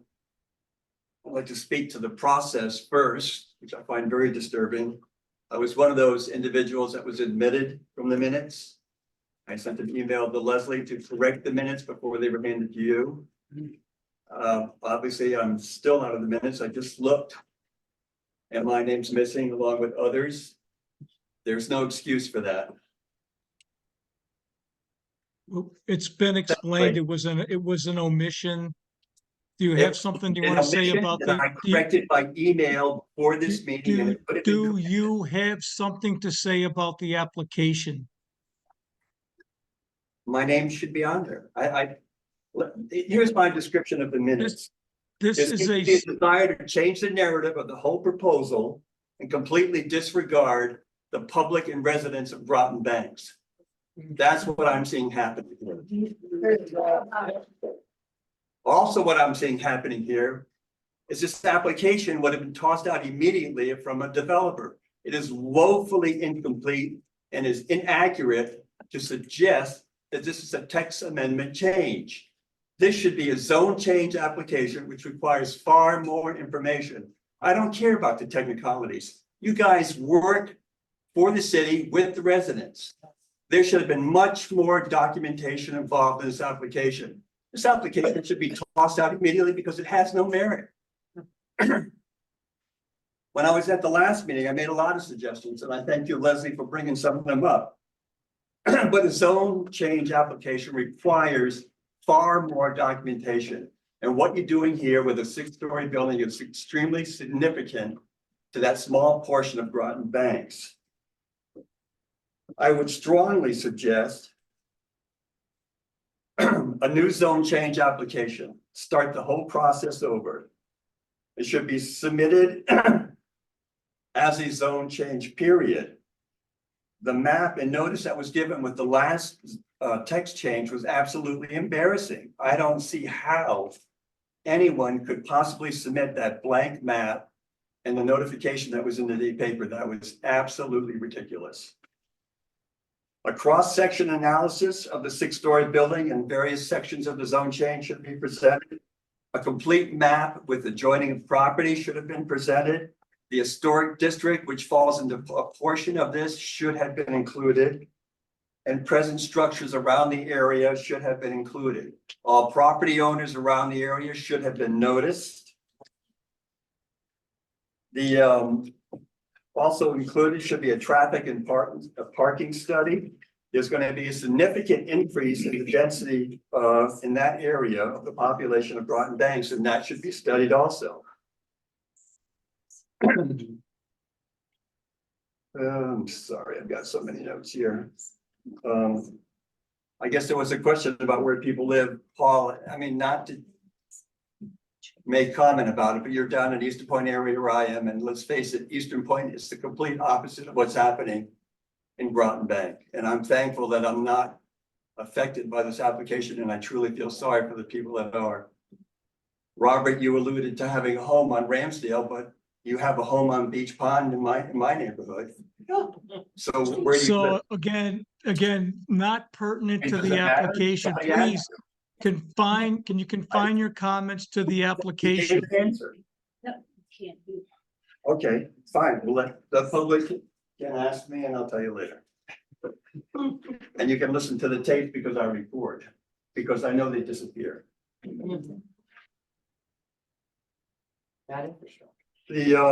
So to be fair to the public, you can include a lot more information. It should be available to the public in a reasonable time beforehand.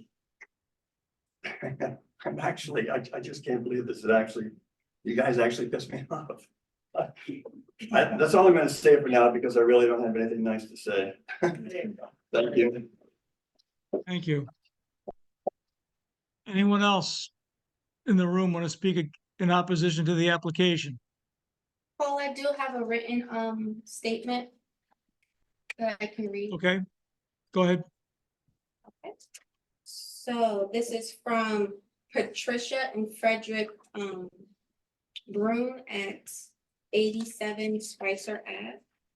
Question concerning public hearing for December, rezoning in Groton Heights. Ms. Cream, the targeted area is already stressed. Why is this location, right at the front of the bridge, being singled out when there is plenty of unused buildings in Groton that can share rezoning and development? Why cluster these buildings in one tiny area? Please explain rezoning of single-family residences that are currently owned. Are you grabbing chunks of property with the vision of cramming whole streets with apartment buildings? Why 5 and 6 floor buildings? Why not smaller multifamily housing structures that fit the limitations of our streets? City police cannot and will not enforce traffic laws being violated at unprecedented rates. What is going to be done about this? All of our safety is in jeopardy. Residents, their children, and commuters. Have these increased risks been considered? Who is the developer? Who is the future property owner? Is the city giving the developer/owner a tax relief incentive? Have parking studies considered the fact that many families have 2 cars? Has the council/zoning board considered the fact that local residents are already suffering from the noise pollution of EV shift changes and the illegal noise enhancements that off-road lighting on vehicles which the police will not address? How many of you live in this area? And if you do, is your home adjacent to any of the proposed apartment buildings? Thank you. Thank you. Do you have anything else, Sarah, at this point? I am. Anything else to read in?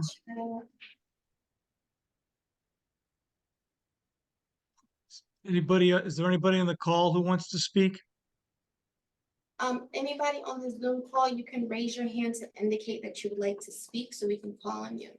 Yes, we have a Leslie Evans that would like to speak. Please unmute yourself and speak at this time. Hello, I'm Leslie Evans, LESLIE-EVANS,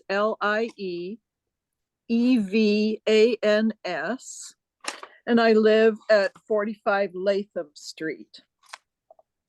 And I'm not speaking as in general opposition, but only to the height aspect, really. I would very much like to see the revitalization of Thames Street, as would everyone I know in my neighborhood.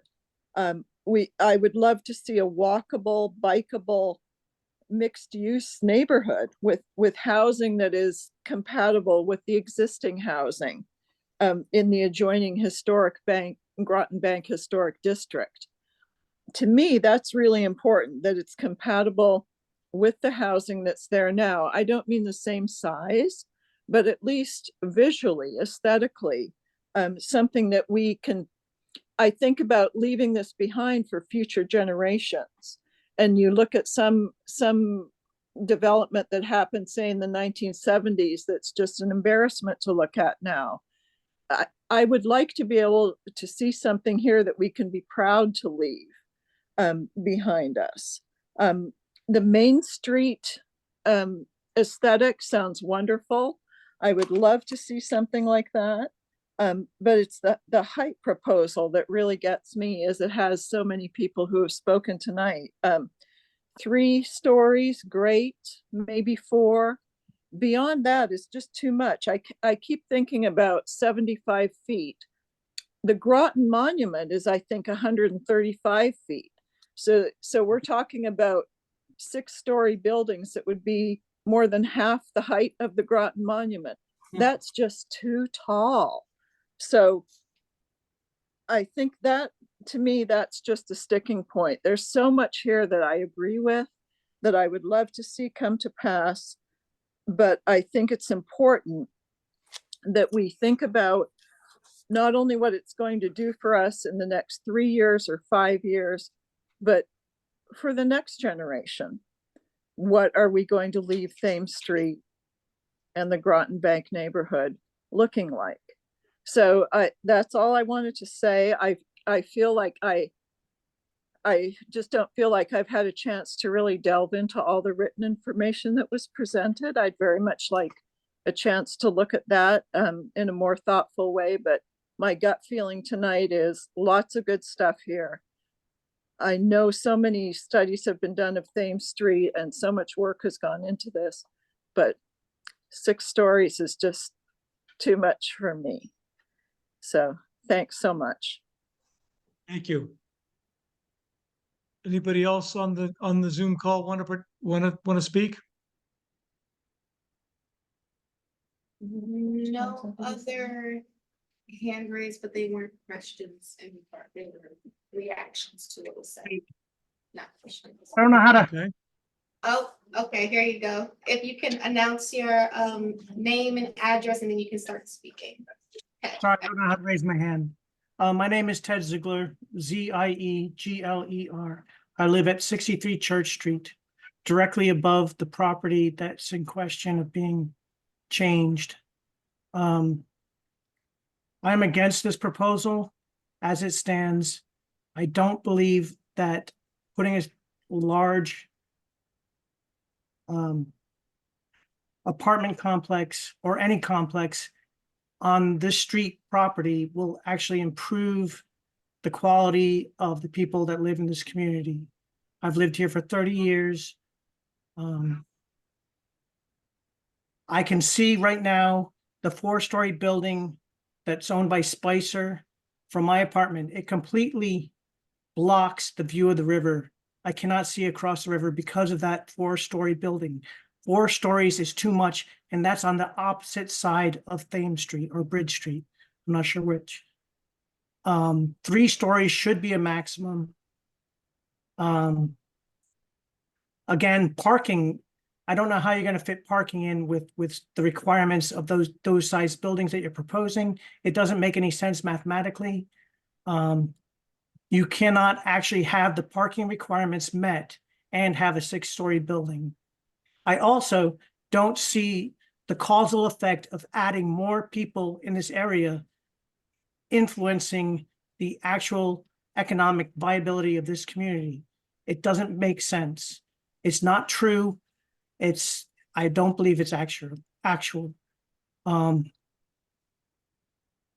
Again, I don't think anything above 3 stories should be permitted. It doesn't make sense. It doesn't fit the community. That's it. Thank you. Anyone else?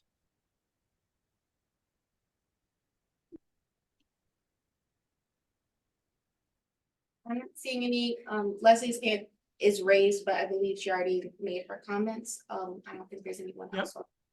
Yeah, she already spoke. Anybody else in the room? Are we Yep. done with speaking against as opposed to neither for or against? We are still on against at the moment. Is there anybody else who wants to speak against? All right, so then we'll move to neither for or against.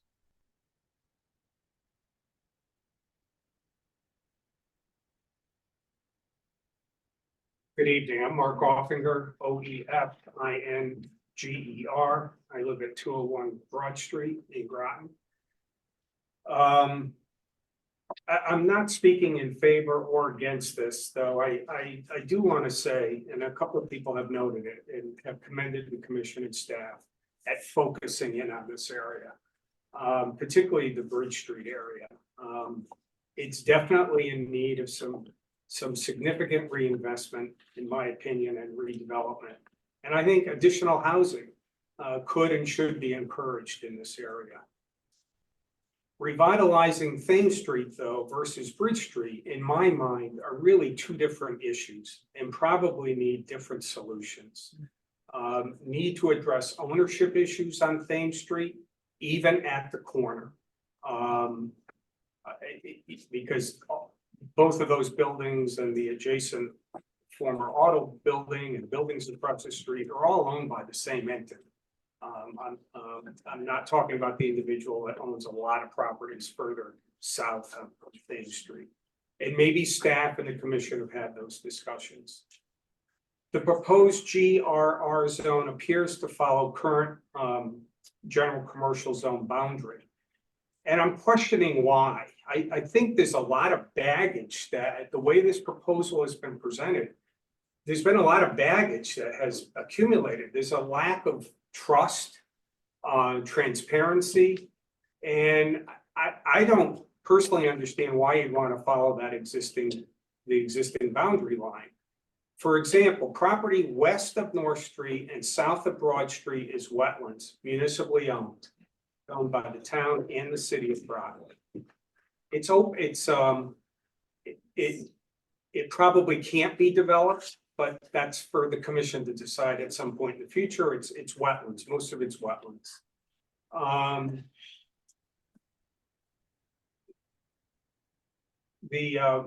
Sorry, lost my place here. The open vacant property east of North Street, south of Broad Street, is owned by the condos and was set aside as open space and recreation area on the site plan that you guys approved 20, 30 years ago. Why include that? If anything, just make it part of the zone of that condo development.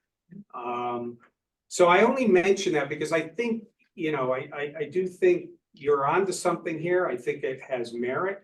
But I think there are some missteps that have been made that you may want to reconsider. And why 6 stories? This seems to be the hotbed issue. 6 stories, to be honest, doesn't bother me at all. I worked for a developer at one point before I went back working for the town of Groton many years ago that built 5-story wood frame buildings. It's known as La Triomphe Apartments. He built 5-story buildings because you could build a 5-story wood frame building. I'm thinking maybe you haven't addressed it. It's come up at both meetings and you previously denied an application in the general vicinity of the Charter Oak Credit Union further to the south for a 5-story building, but why not? If there's an underlying reason why you're going with 6, why don't you let us know what it is? And it may have something to do with building codes, that you're going to get a better building with a 6-story building than a 5-story building. If my experience from 30 years ago is still the situation. Where to draw the zone line is always an issue. Do you draw it down the middle of the street or do you draw it in somebody's backyard? You have a number of those instances here that I think people are reacting to. I think if you took the area that was Paul's TV and Morgan and White and Alpha Auto and said that's where you're going to have, that's where you're going to have 6 stories or potentially allow 6-story buildings, but you're not going to allow that, let's say, at the Norm's property, Norm's Diner property. Maybe some of the opposition and concern, maybe. Would go away. So I think you need to more surgically look at this. My recommendation at this point is be it at this meeting or the next meeting, because there's been so much that's gone on, is the commission should withdraw their application or deny without prejudice. And the only reason I would suggest you do that now is so that you can start sooner to come back with a reformulated proposal that addresses many of the concerns that folks have raised, including maybe a couple of the ones that I'm going to raise. I would focus on the larger parcels, former roller rink property, Christie plating property, former Christie plating property, properties north of Bridge Street, from the entrance exit ramp to Fairview Avenue, which includes the former Diamond Lumber, Morgan and White, and Paul's TV. To me, that's where the bulk of what you're trying to do is probably going to happen. But because you've included other areas, what I'm reading, a lot of people are concerned about what's going to happen. And you're probably right. It's not going to happen where they think it's going to happen, but you've included it in the zone area. The area south of Bridge Street, this would be Norm's and the adjacent center. North end of Thames Street, former Traycor, Proto Power buildings, state police barracks on the other side of the street. And the small commercial strip on the east side of North Street, Ortega's, the package store, former Grange building, all possibly require warrant separate consideration. Don't make it part of this overall proposal. So thank you. I do commend you. There's a reason this part of Groton looks the way it does, in my opinion, which is not very attractive, is because it hasn't been paid attention to over the years. So I would encourage the commission not to get too discouraged from some of the comments tonight, but use this as an opportunity to sharpen your pencil and maybe come back with something. Thank you. Thank you. Anyone else want to speak? Either for or against? Anybody want to speak at all I on, have on the application? I'm sorry? I have another written comment. Okay, This is from Nicole Haggerty from the Southeastern Connecticut Council of Governments. It says, "Dear Ms. Crane, I am writing a response to an application for a zoning map amendment and zoning regulation amendment for the city of Groton. The application was received on November 13th, 2023. The application was referred to this agency pursuant of section 8-3 of the Connecticut General Statutes. The proposed amendments include the creation of a new zone through addition of section 4.6 GCR zone, general, commercial, and residential. The creation of the new zone would also amend the zoning map. Additionally, amendments are proposed for sections 7.1 parking and loading standards. Based on review of the material provided, I have determined that the proposed amendments are not likely to have a negative intermunicipal impact. If you have any questions, please contact me at 860-889-2323. you. Paul, I did also just want to mention, note for the record, there was written testimonies from Ms. Ziegler, Mr. Thomas, and Michael Boucher, but since they were here present, I didn't read those into the record. Or do you want me to read them into the record? Leslie, do you know what the proper procedure is there? Should we read them in? Let's read them in. Like last time, you don't have to read mine. That's the last time, I basically. With that. Ms. Ziegler said not to read hers, so I will move forward to read Mr. Thomas. So it says, "Greeting, as per my conversation with City Planner Crane and Economic Development Patrick at the close of last month's City of Groton Public Planning and Zoning Public Hearing meeting, this email is intended to make email introductions to all key personnel, also requesting that the City of Groton government consider adopting the policy and practice of a comprehensive recording and publishing of all public agency, board, and commission meetings. In addition to the current practice of recording and publishing all City of Groton Council Committee and Council Committee of the Whole and regular meeting council meetings. Over the past many years, Sean Greenlee from GMTV has developed a thorough and consistent practice of recording and publishing all Groton Town Council and RTM proceedings, including everybody's subsidiary committees, task force, along with all the agencies, boards, and commissions that operate in the town. And he's providing a link to that list. I encourage the City of Groton to make a regular practice to work with GMTV to achieve a parallel, comprehensive, and current catalog of public meetings for all city-related agencies, boards, and commissions. In my opinion and experience, this will only help reduce possibilities of confusion and increase efficiency of communication in the conduct of city business on behalf of the constituents of these districts. In the meantime, please provide copies or links to all the recording audios and visual files for the City Planning and Zoning Commission meeting dated from January 1, 2021 to January 1 of 2024.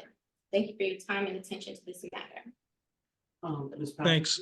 So there's nothing in there that pertains to the application, correct? Not directly, but it was in regards to yes. And Mr. Thomas has noted that there was something else that Yeah, he had some additional comments on the application when he spoke. And the mayor, so I'm still No, waiting. to the podium, please. The podium, please. Need to come. Do you want, I could maybe say it for him, he was just making notice that this email. I got it. Yeah, I just wanted to note for the record that I did send that to the full city council and the mayor, and I have not heard back. I sent that out on January 11th. And I've had Okay, nothing we can do about that. other staff, thank you for the support. And I look forward to getting those recordings very soon. Thank you. Okay. Does the note from Mr. Boucher address any particular things in the application? Is it, It does, these are comments that were mentioned earlier, just, and Leslie's giving me the heads up to read it, so. It says, hello Leslie, just a reminder that draft minutes of the December 12th, 2023 planning and zoning meeting are missing some participants during the public comment portion of the zoning amendments for the GC zone. Comments are missing from Michael Boucher, Ian Thomas, and possibly others. I suggest staff review the recording of the meeting and correct the meeting minutes to ensure all who spoke are recorded in the minutes. Thank you very much, Michael Boucher. I also have concerns about the public notification of the next P and Z meeting and hearing on the same zone amendment application scheduled for January 17th, 2024. Notice of this meeting was published in the day paper on January 10th and 11th. This does not seem to meet the legal requirements set by the state of Connecticut for notifying the public. Again, thank you for your time, Mike. so Leslie, do you have any response to that? Yeah, so we had picked up the error in the notice and we did renotice. And the notice was timely, the second notice was timely and complied with the law. One thing that I would like to say is that people make mistakes. And I think that we addressed an error with full transparency. We did not try to cover it up. We did end up with a second notice that was legal. And that is how we do it. People do make mistakes. The question really is, how do you address those mistakes? And we did it the best and most transparent way we could, and legal. I do have a few other. Go ahead. One is we will need to enter all of these in the record by number, which with the energy in the room keeps getting sort of pushed aside, but we do need to do that. And then the other thing is I would like, with the permission of the chair and the commission, to address some of the issues that have been raised so that we don't allow misconceptions to continue. Nobody's born knowing this stuff. And so I would just like to clarify a few things so that people understand what the legal process is that we are obliged to go through. Okay, it's not, we didn't write it, we just have to do it. So if it's okay with you, can we put these in as marked exhibits first? Yes, go ahead. So the first exhibit 1 is the letter from Mr. Duarte. I'll get it right. Number 2 would be the letter from the Southeastern Connecticut Council of Governments.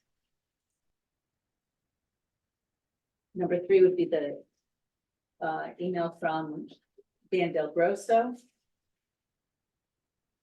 Number 4 is the email from Molly Ziegler.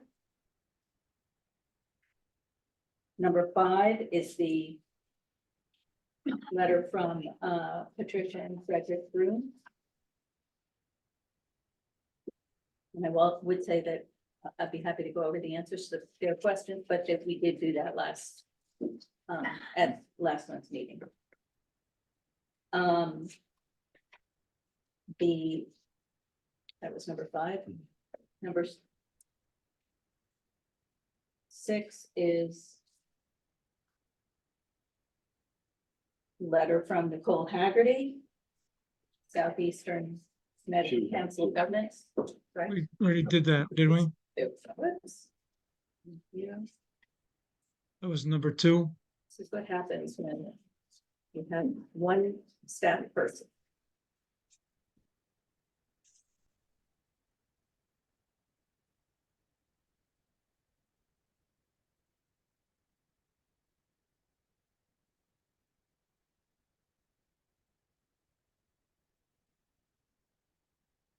So number 6 is Christina Gore.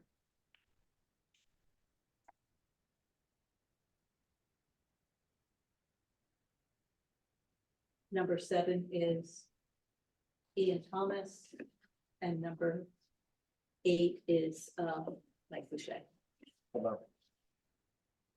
Sorry, that was it.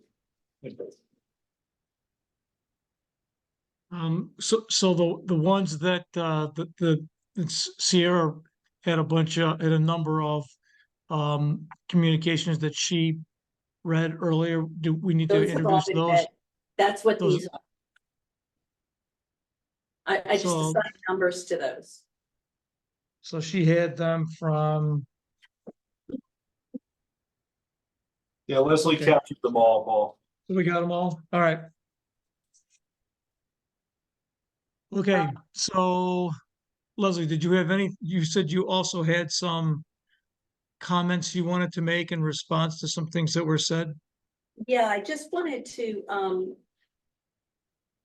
make a few things clear, and these have nothing to do with. Well, I'll just go through it.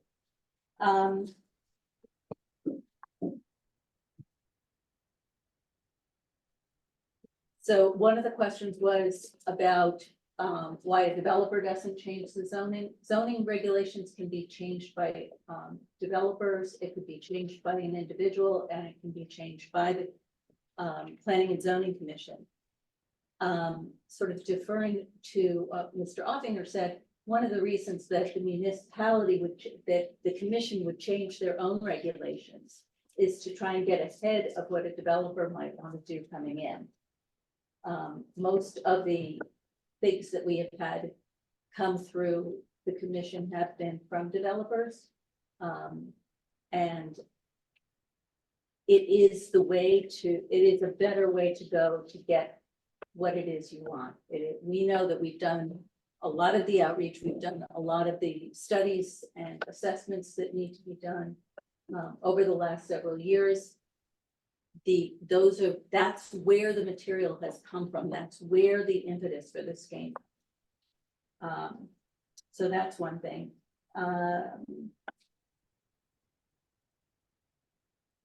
There are other issues. Can I just take it, Leslie, can I add one comment to that, please? I mean, one of the things that, we have to be careful about doing is making zone changes based on applications from developers for individual pieces of property. So we don't want to change the zone on something in the middle of another zone because a developer wants to do it. I think it's, a more appropriate approach is to take an overall look and make changes to the regulations that make sense from the community's perspective, rather than react to individual requests from developers. Is that a fair statement? Yes.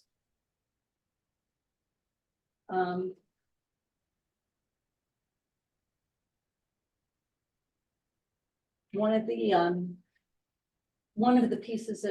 things that we discussed is that the commission discussed during the year or so that we've been looking at this pretty intensely at each meeting, was number one thing you can do is if you put in an application, you can always make it less intense. So to go from 6 stories, if that were the commission's will, without having to file a whole new application.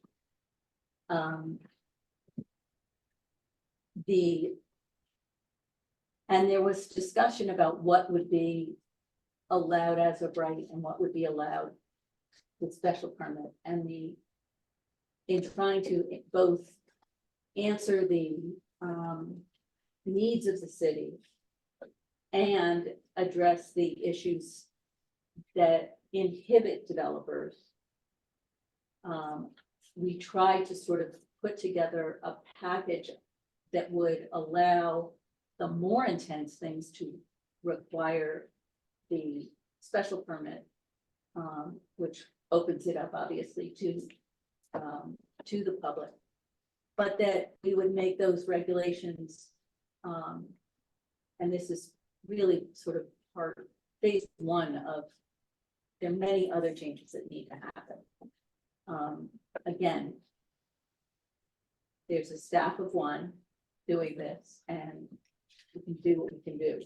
And we're doing the best we can do.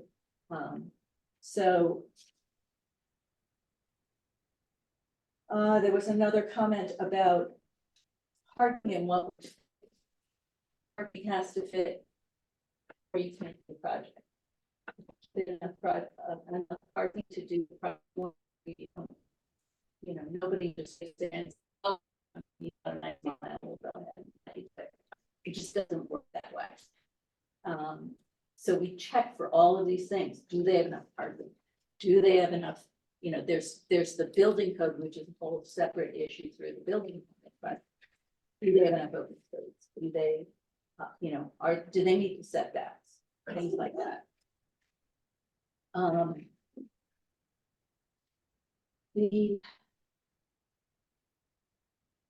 The other thing is, to Mr. Boucher's point about a zone change. This isn't easy to understand, but the proper way to do this is the way we're doing it. There is no zone to change it to unless we create that zone. And so what we're doing is creating that zone. And then the map amendment is the zone change, that is the zone change application. So it's both. We need both, and I think Mr. Oppinger would back me up on that process. And that is the way that it's done. It may not make sense, but that's the way it's. And I think that's all I have right now. All right. Thank you. Other questions or comments from commissioners at this point? I think Mr. Rice, you had something you wanted to say? Well, I'd like to know, you know, how we proceed at this point. I mean, at some point, I'd like to make a statement, but if the matter is going to be adjourned to another meeting, I'd rather save it so I don't have to do it twice. So I don't know what the commission's desire is to do at this point, if you want to adjourn and to another date, or if you intend on acting tonight. Well, I guess we could, I mean, we could continue. We've had several comments about continuing the public hearing until people have had time to digest the information that was presented earlier this evening, correct? Right. So I don't think we want to close the public hearing necessarily, unless we want to proceed as Mr. Offlinger suggested, which is to close the public hearing, you know, reject the application, go back to the drawing board, and then come back with a new application. You know, that would be, you know, another way to do it. I mean, I think, Leslie, I think you said that we could actually make changes to the current application that are, that are more restrictive. So, for example, if we wanted to change the maximum height from 6 stories to 5 or 4, we could do that without resubmitting a new application. Is that correct? We could make those That's type of correct. changes. That's correct. So I guess I'd be interested in input from other commissioners about what do you see as a reasonable path forward here in terms of continuing the public hearing on without making any changes to the application, or should we take a vote, decide that, we're gonna basically, either accept or deny. And if we deny, then come back with something that's been revised. Input from other commissioners on that approach forward. Yeah, well, I would just say that, based on the process that we laid out at the beginning of each segment of this public hearing, we're not really allowed to deliberate while the hearing is open. So That's for correct. us to continue the conversation and discuss amending the proposal that we're discussing, we would have to close the public hearing one way or the other, and then go into deliberation. So if further deliberation is desired, I wouldn't continue to another iteration of the public hearing where we're not talking about it, we're just, facing the same criticism, and many of the commenters, were the same as the previous meeting. No, I understand that, but if we're talking about making changes to the proposal, then the next iteration of transparent communication to the public would involve different numbers and different, potentially different data for them to consume. So I don't think it's appropriate for us to, right now in this moment, make a decision about amending the proposal as it stands. I think we need to, by procedure, we need to close the public hearing, make it an agenda item to do the deliberation at our next meeting, and then go from there. Mr. It's Chair. either that or could just continue I'm sorry, go ahead. Paul, this is Jim Streeter. I kind of concur with Mr. Russ that we should close the hearing. However, we should have discussion as far as what was discussed during the public hearing. And if we want to consider making any adjustments to the program, whether we actually reject what we've put forward and start all over again, or whether we just make some adjustments, but that can be done after we close the hearing. Can I just remind the commission that the PowerPoint is in fact new material, and in fact, many people have said that they have wanted to review that. Yes. Yeah, and I wouldn't want to see us close the hearing and cut off those who'd like to receive that information with the promise that we were going to change our tack and then have us deliberate and vote to approve it as written without giving them the opportunity to respond. So maybe the most transparent, fair way to do it is just to submit to one more public hearing meeting with that information provided beforehand. And I agree with you, because I was myself personally blindsided because that information was not available to me. Correct. I saw some new things as well. All right, I'd suggest then that we adjourn it to a date certain in February. So is there a motion to continue the public hearing to the February meeting, which is on the February 21st is our next scheduled meeting? It's a Wednesday. Yeah, because Patriots Day is the Monday. So we'll get pushed to Wednesday, correct? President's Day, Patriots Day, I think is. I'm sorry, yeah, President's Day. Yeah, I'm waiting. I'm anxious for it to be spring. Not so moved. All right, so there's a motion by, I'm sorry, who made the motion? Russ and Streeter. All right, we got a motion to continue the public hearing to February 21st. Any discussion on the motion? Hearing none. All those in favor, I guess I'll call the roll. Ms. Bergeron? Yay. All Yes. right. Aye. Mr. Boris? Yes. Mr. Rice? Yes. Mr. Rusk? Yes. Mr. Streeter? Yes. And Mr. Kunkelmuller votes yes, so the Motion is approved 600. We will continue the public hearing to February 21st. All right. Thanks, everyone. Thank you. Wait. We are not done. Oh, no, we're not done. Yeah. We are not done.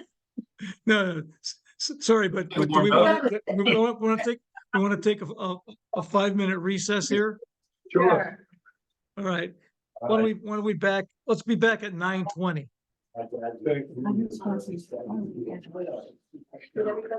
You get ready, Scram? Yes. What's on next? You're right on top, man. Somebody's got. Apparently it's an And then vice, I get something great. then vice chair, and then chair. I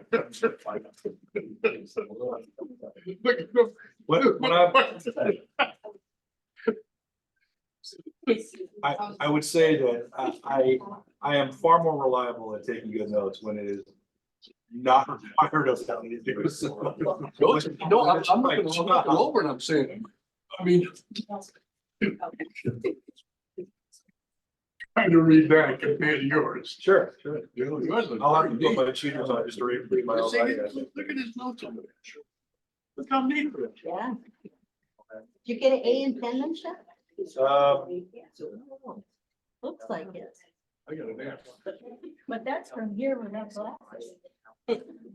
I'll sit here. I'll have some attorney over me and I'm taking notes and then I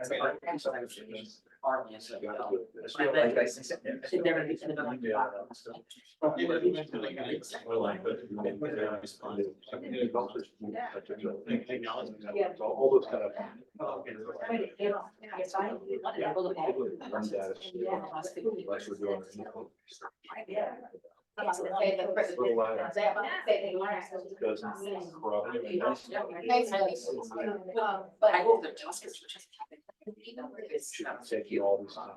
So my feedback. Not that you and I are.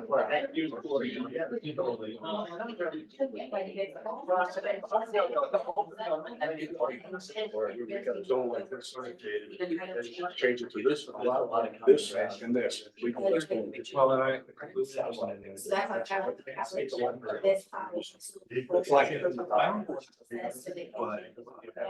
But. There are a lot of things that we've done back. As you know,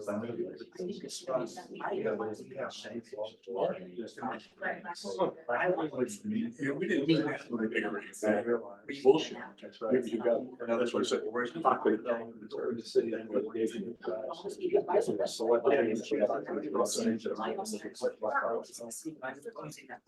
It's like that area I'm talking about.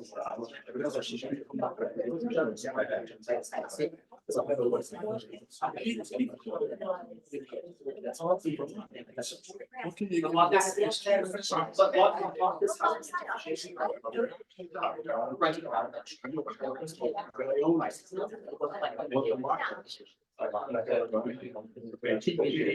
To develop. It's a sidetrack. He says, what I'm gonna do. I'm gonna give the citizen the property to extend it to street. All the time, no one, that whole block. With the liquor store, all those. Okay? And then he sells it for $45. Ironic. Nobody understands it. Across the street. The only thing. And Mark, what do this? So what they do? The city and the town goes on because they get paid in the taxes. So you. When he ends up.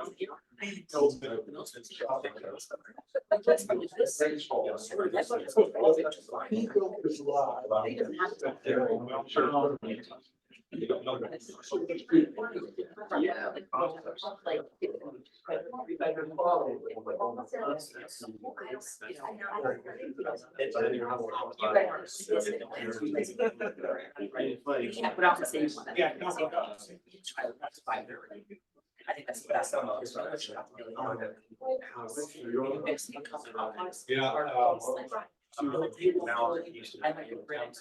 There's a.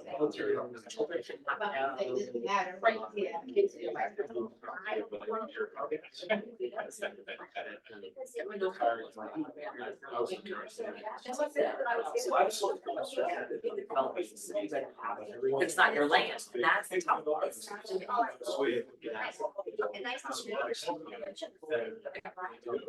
Yes. For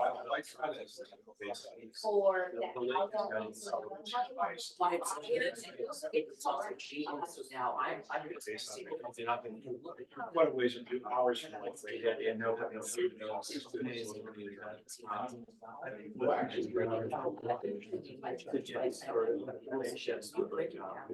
Just identify what the.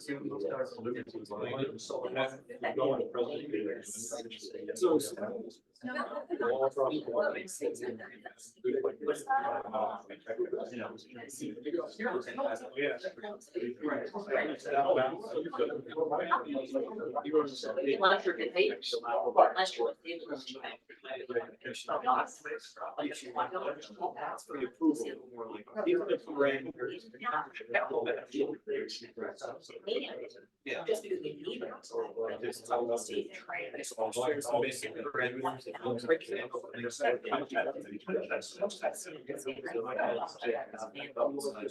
What's that?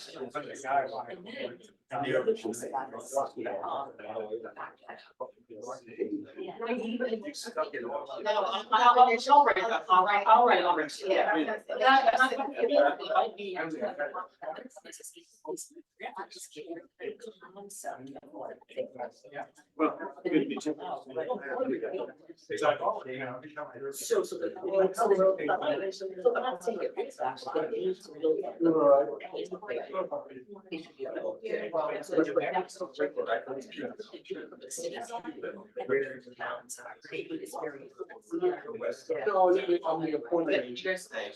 It's just, I got more soul calls about this. It's not what's happening. I'm on there, they're just got screaming. I'm like, oh, what's all of it?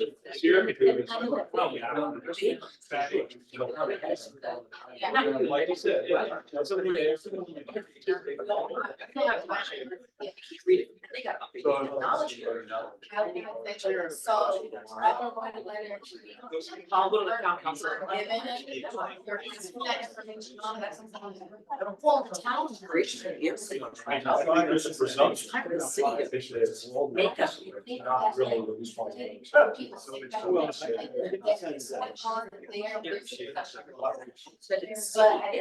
Cities are higher.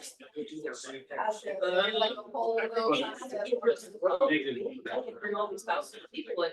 the government.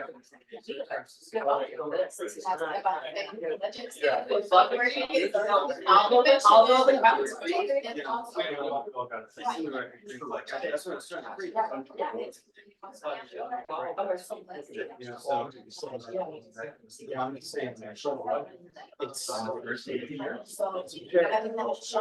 I think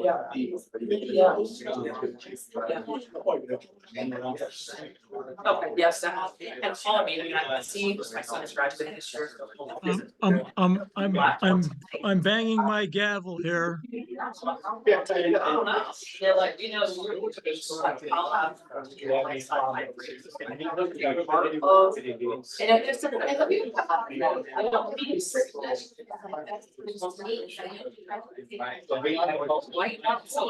It's another inside job. I bring them in, but. Yeah, right now, I'm just talking about.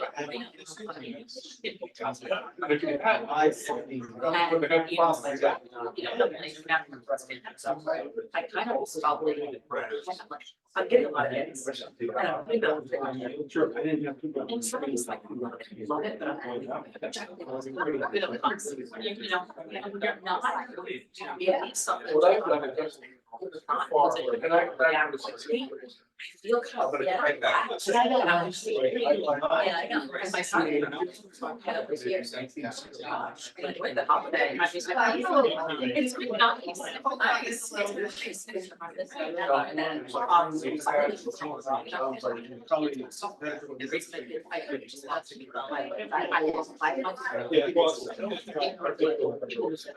I'm more now. I should be like with the votes and my dad, that's what I didn't want I can get up here. I think there's one thing I was looking at ask.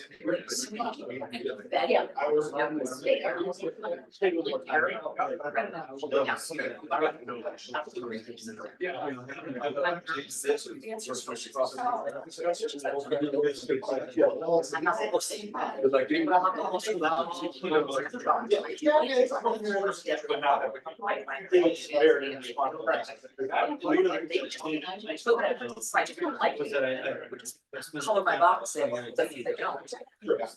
That are part of today. I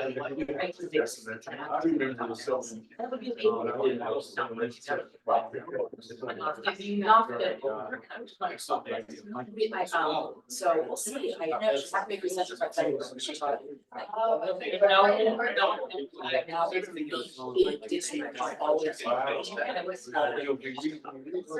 right now, it's snowing.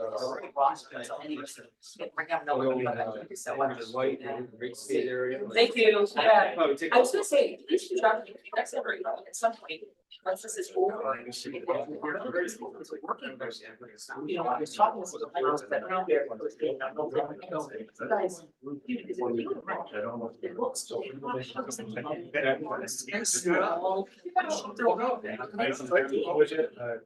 Oh, yeah. You've been.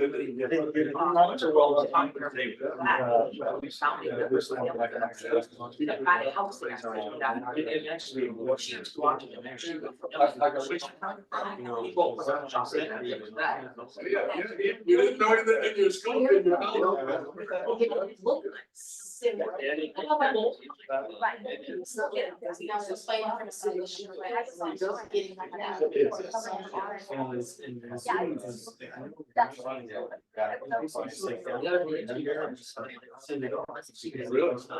Any relation to the mayor?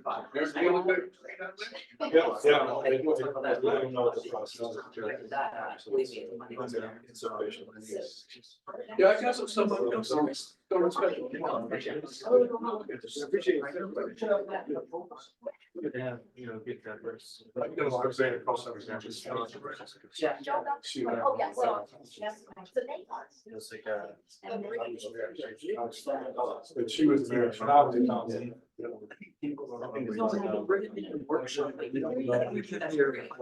Where you can actually. Talk about the engagement. Like over the document, you know, About the hearing process. before you find. Brings a few people that was. And then doesn't mean you're gonna take some. Nice to meet Oh, you. you said you like. She's my neighbor. I have a big one right now, I don't know what's on it, but They're 5 minute research.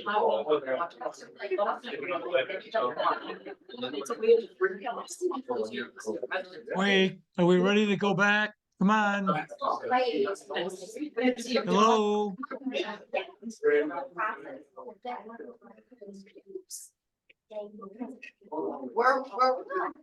We're reeling them back in. One moment, Paul. Thank you. It's hard to pound the gavel from here. I know. I could at least rap on the desk if I was there, right?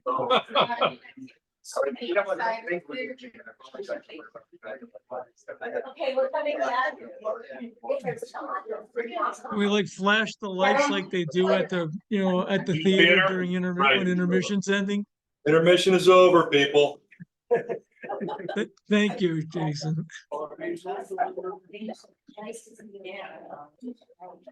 right, we got everybody back. Okay, we're back in session at 9:27. All right, let's see. Next item on the agenda is regular meeting. We had, if there are application reviews, do we have anything, Leslie? Nope. Good. How about then we've got an 824 for the Costa property. Is that, you have something you want to show about that? Absolutely. So we had done an 824 for some other stuff a few months ago. Sorry. I got you.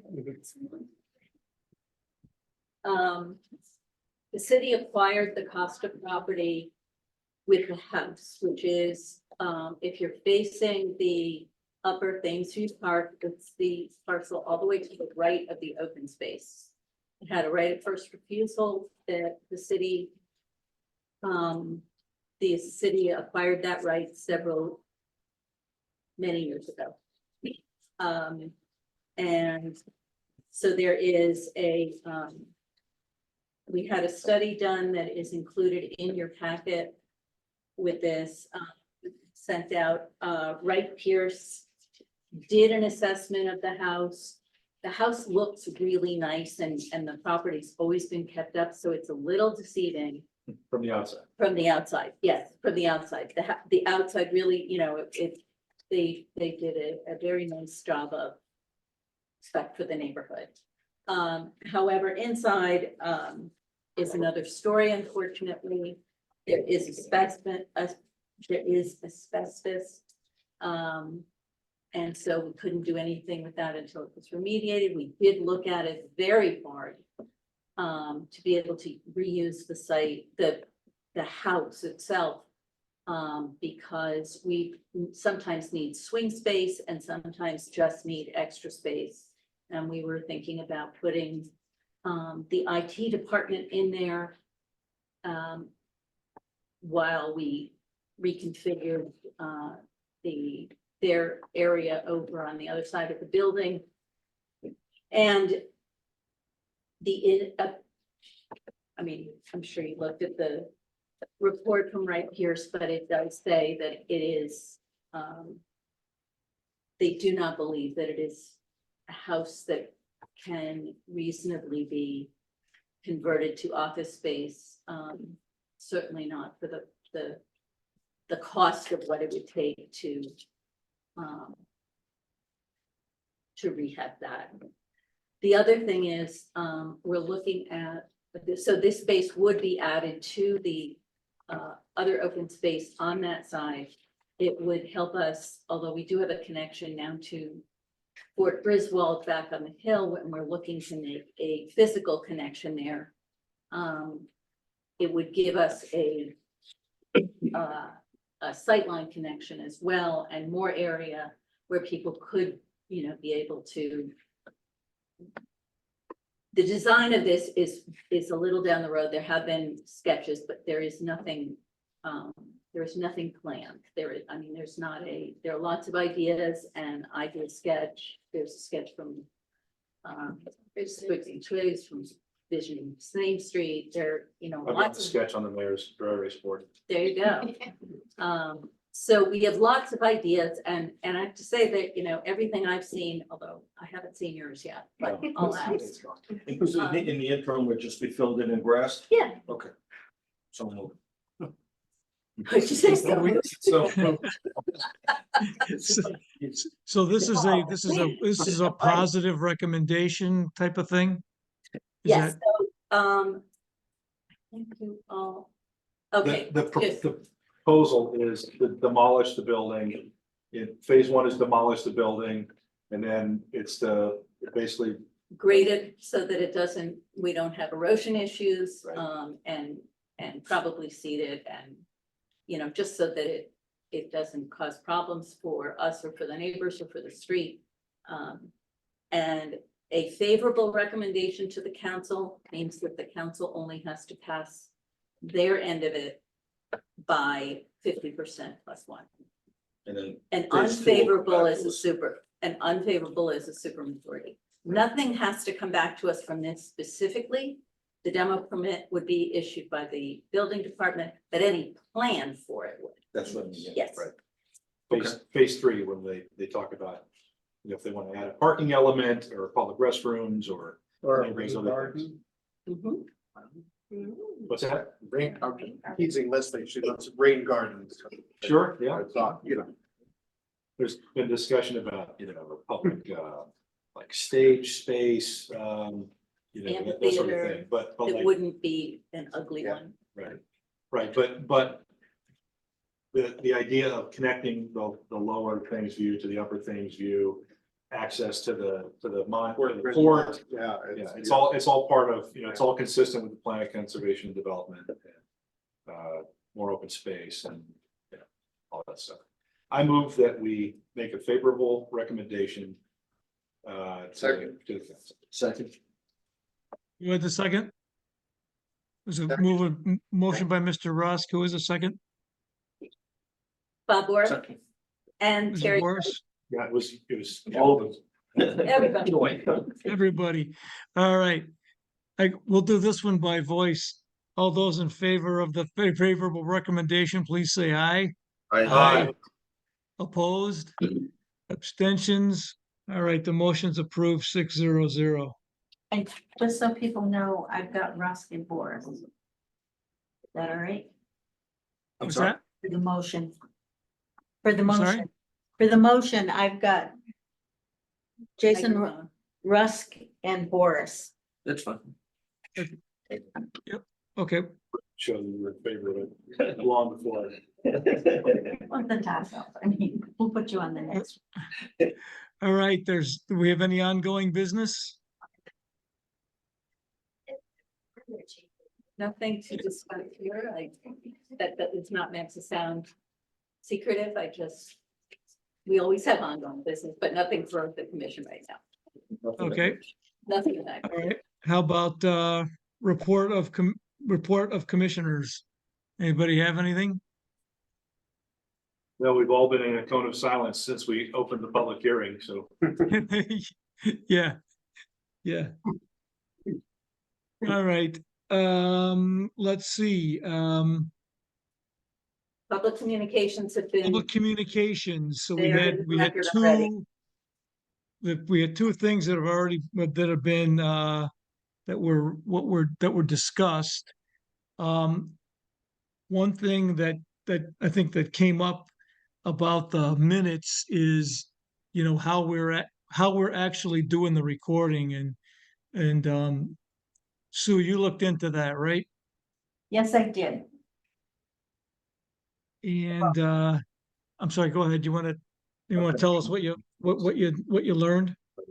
Well, I listened to the Town of Groton meeting of the whole from January 9th, 2024.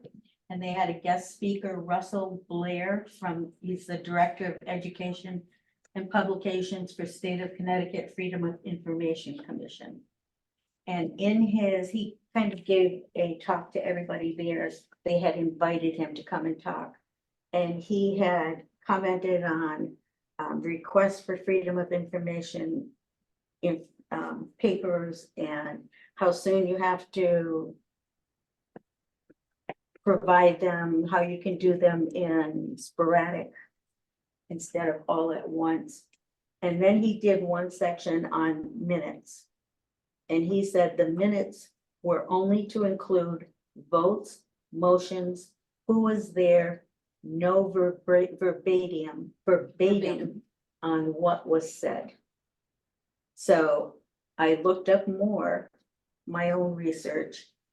And one of the things I found was what should be included in minute meetings, best practices, record the date, time, and attendance, the meeting purpose or the agenda, votes and motions, and decide on the next meeting date. That's it. What should not be included in the meeting minutes: personal opinions and comments, excessive detail, tangential conversations, which I don't know what that is. Tangential. Tangential? Tangential is probably what it. Probably, yes. Verbal exchanges or arguments, unconfirmed information, confidential or sensitive information, off the record remarks, and meeting details. The minutes should record what was done, not what was said. No comments either by members or by the public should be included. LegalZoom says, what is one thing that should not be included in the minutes? Personal observations or judgmental comments should not be included in the meeting minutes. Debate, commentary, opinion, complaints, etc. are not to appear in the minutes if your minutes conform to Robert's Rules of Order. This is not necessary, nor is it wise to include comments about who said what about a particular matter. As for the thought that such comments will be revealing or informative later, that simply is not true. Comments at a meeting do not necessarily reflect the consensus view. So going forward, we're going to do exactly what everybody said. I'm going to count the number of people who voted or spoke in favor and give their names, the people who spoke against and give their names, and those who spoke neither for or against and give their names, in order to be compliant with the state laws and Robert's rules. So I'm glad you all took good notes. I hear what you say. I think they're probably saying that's the minimum you gotta do. My concern is that if somebody brings a lawsuit for an action of the commission, the court's gonna judge it based on the record. And that's why it's important to have the facts that the commission relied upon and the basis for their decision in the record.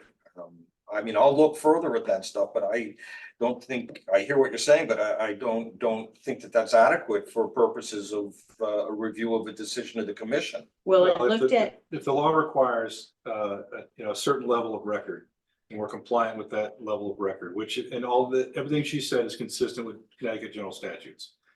It is minimalist. Right. But the problem you run into is you could get into, all or nothing situation. If you start to record comments and characterizations and things, and you don't get them all accurate, I think you're making a worse record than if you stick to the bare bones facts. The fact is, we record these meetings. The complaints about access to the recordings notwithstanding, we'll need to address that separately. And it's a fair comment, but if you want color and tone and intonation and all those things that are part of the commentary, that's why we make public record or public announcements of meetings. You're able to join in a hybrid format. It's accessible. And I think that the strict paper record of what happened, following the bare bones requirements of the statutes, is the cleanest way to go. The rest of it, the public record piece, is public participation and watching it on channel 2 when it eventually gets there. Yeah, I'd just like to add, I agree with what Jason says about this. I also think that there's a valid point that the YouTube recording should be accessible. So Yeah. we should, talk to whoever needs to make sure that the public has that. And then they can listen to the back and forth and what happened there and get the nuances. But I think the point about the legal issues with trying to go beyond the legal minimum here could cause more issues than not in it. But I just want to say that the comments about the access to the YouTube is important. It's a very valid point. I, as chairman of the EDC and for the town, constantly send those out to people and solicit input. So, it's not our job to be where that goes, but we can talk to people and make sure that gets out there. So the combination of that with being clear on the minutes, I would think can be very helpful for. How long were the recordings maintained? Minimum of a year. And I checked the website, the Town of Groton website, one of their public meetings, and that's exactly how they record it. I think They do the same thing that you were proposing, committees I've Sue, been and on. that's I'm Yes, sorry. Somebody else speaking? I didn't mean to interrupt. What I was just saying was, in my experience of all the committees and councils that I've been on, is that the minutes are very minimal. As long as it's recorded. And if we're recorded, that's where the minutia is. So if somebody wants to listen to the minutia, they have a year to do so. So I think she's absolutely correct with that, as far as down to the minimum, as far as the handwritten notes. This is the minutes for our meeting. If somebody's more interested in details, they can go to the recording. It's just that we have to make sure we have access to those recordings. Yeah, in this meeting, we agreed with public comment regarding the minutes that were provided. And since they were, partial but incomplete, we kind of got into the territory where we started to offer some information, but not all of the information. So I recommend that we add the data to the minutes from last meeting that was missing. So if we're going to go forward with keeping, just what's required, that's fine. But I think for the December 12th meeting, I'll send Sue my notes so that you can at least capture names. I'm pretty sure, yeah, make sure I get a list of all the names, Mhm. but I think it's only Ian and Mike. Mike and Ian. Actually, there were 6 people that weren't included in the minutes, 7 that Really? were, 6 that were not. I recorded 13 commenters opposed to the motion. So One of the things I did do when I prepared the notes is I went through and whoever was first with a comment, if somebody else had the exact same comment, that I didn't include. But now it will be, all the names will be there, but no comments will be there. So yes, if you could forward those to me, thank you. So I think, yeah, I mean, I agree with all that. I think going forward, we should adopt the approach that's consistent with the Robert's Rules of Order and also consistent with the way that the town of Groton handles their minutes for these type of meetings. And I do agree, we ought to, since we started off with the detail from the December meeting, we ought to go ahead and clean that up and get and adopt the new approach then going forward. And I mean, we don't vote on this. That's just it's just based on Sue's research. That seems to be the way to go. And I think that the consensus seems to be that makes sense. So that's what we're going to do. That's what we'll do going forward. So I Thank you. appreciate everybody's input on that. And then the other public communication was from Mr. Thomas, and that was about getting the tapes online or accessible. And Right. that's you're working on that, right? We're looking into that, yes. Okay, and then I mean, I would we oughta- recommend that you reach out also, to the mayor's office just to provide commission concurrence with the idea that the feedback we received was strong and that we'd like them to make sure that the infrastructure is in place and the meeting recordings are available online. I think it would mean something coming from you as well. I'd certainly be glad to do that. Anything else on on public communications? Leslie, did you have anything else? No. Report of staff, anything? No. Right. Just the next meeting is February 21st, and like in next month, we'll vote on the calendar, correct, for the Yeah. remainder of the year. No executive session. So is there a motion to adjourn? So moved. Mr. Streeter, a second. Mr. Rice? Yep, a second. Mr. Rice. All right. All those in favor say aye. Aye. We're adjourned at 9:47. Thank you all so much. All right. Thanks, everybody. I really appreciate it. It's a long night, I You're all know. volunteers. All right. Thanks. Take care. Oh.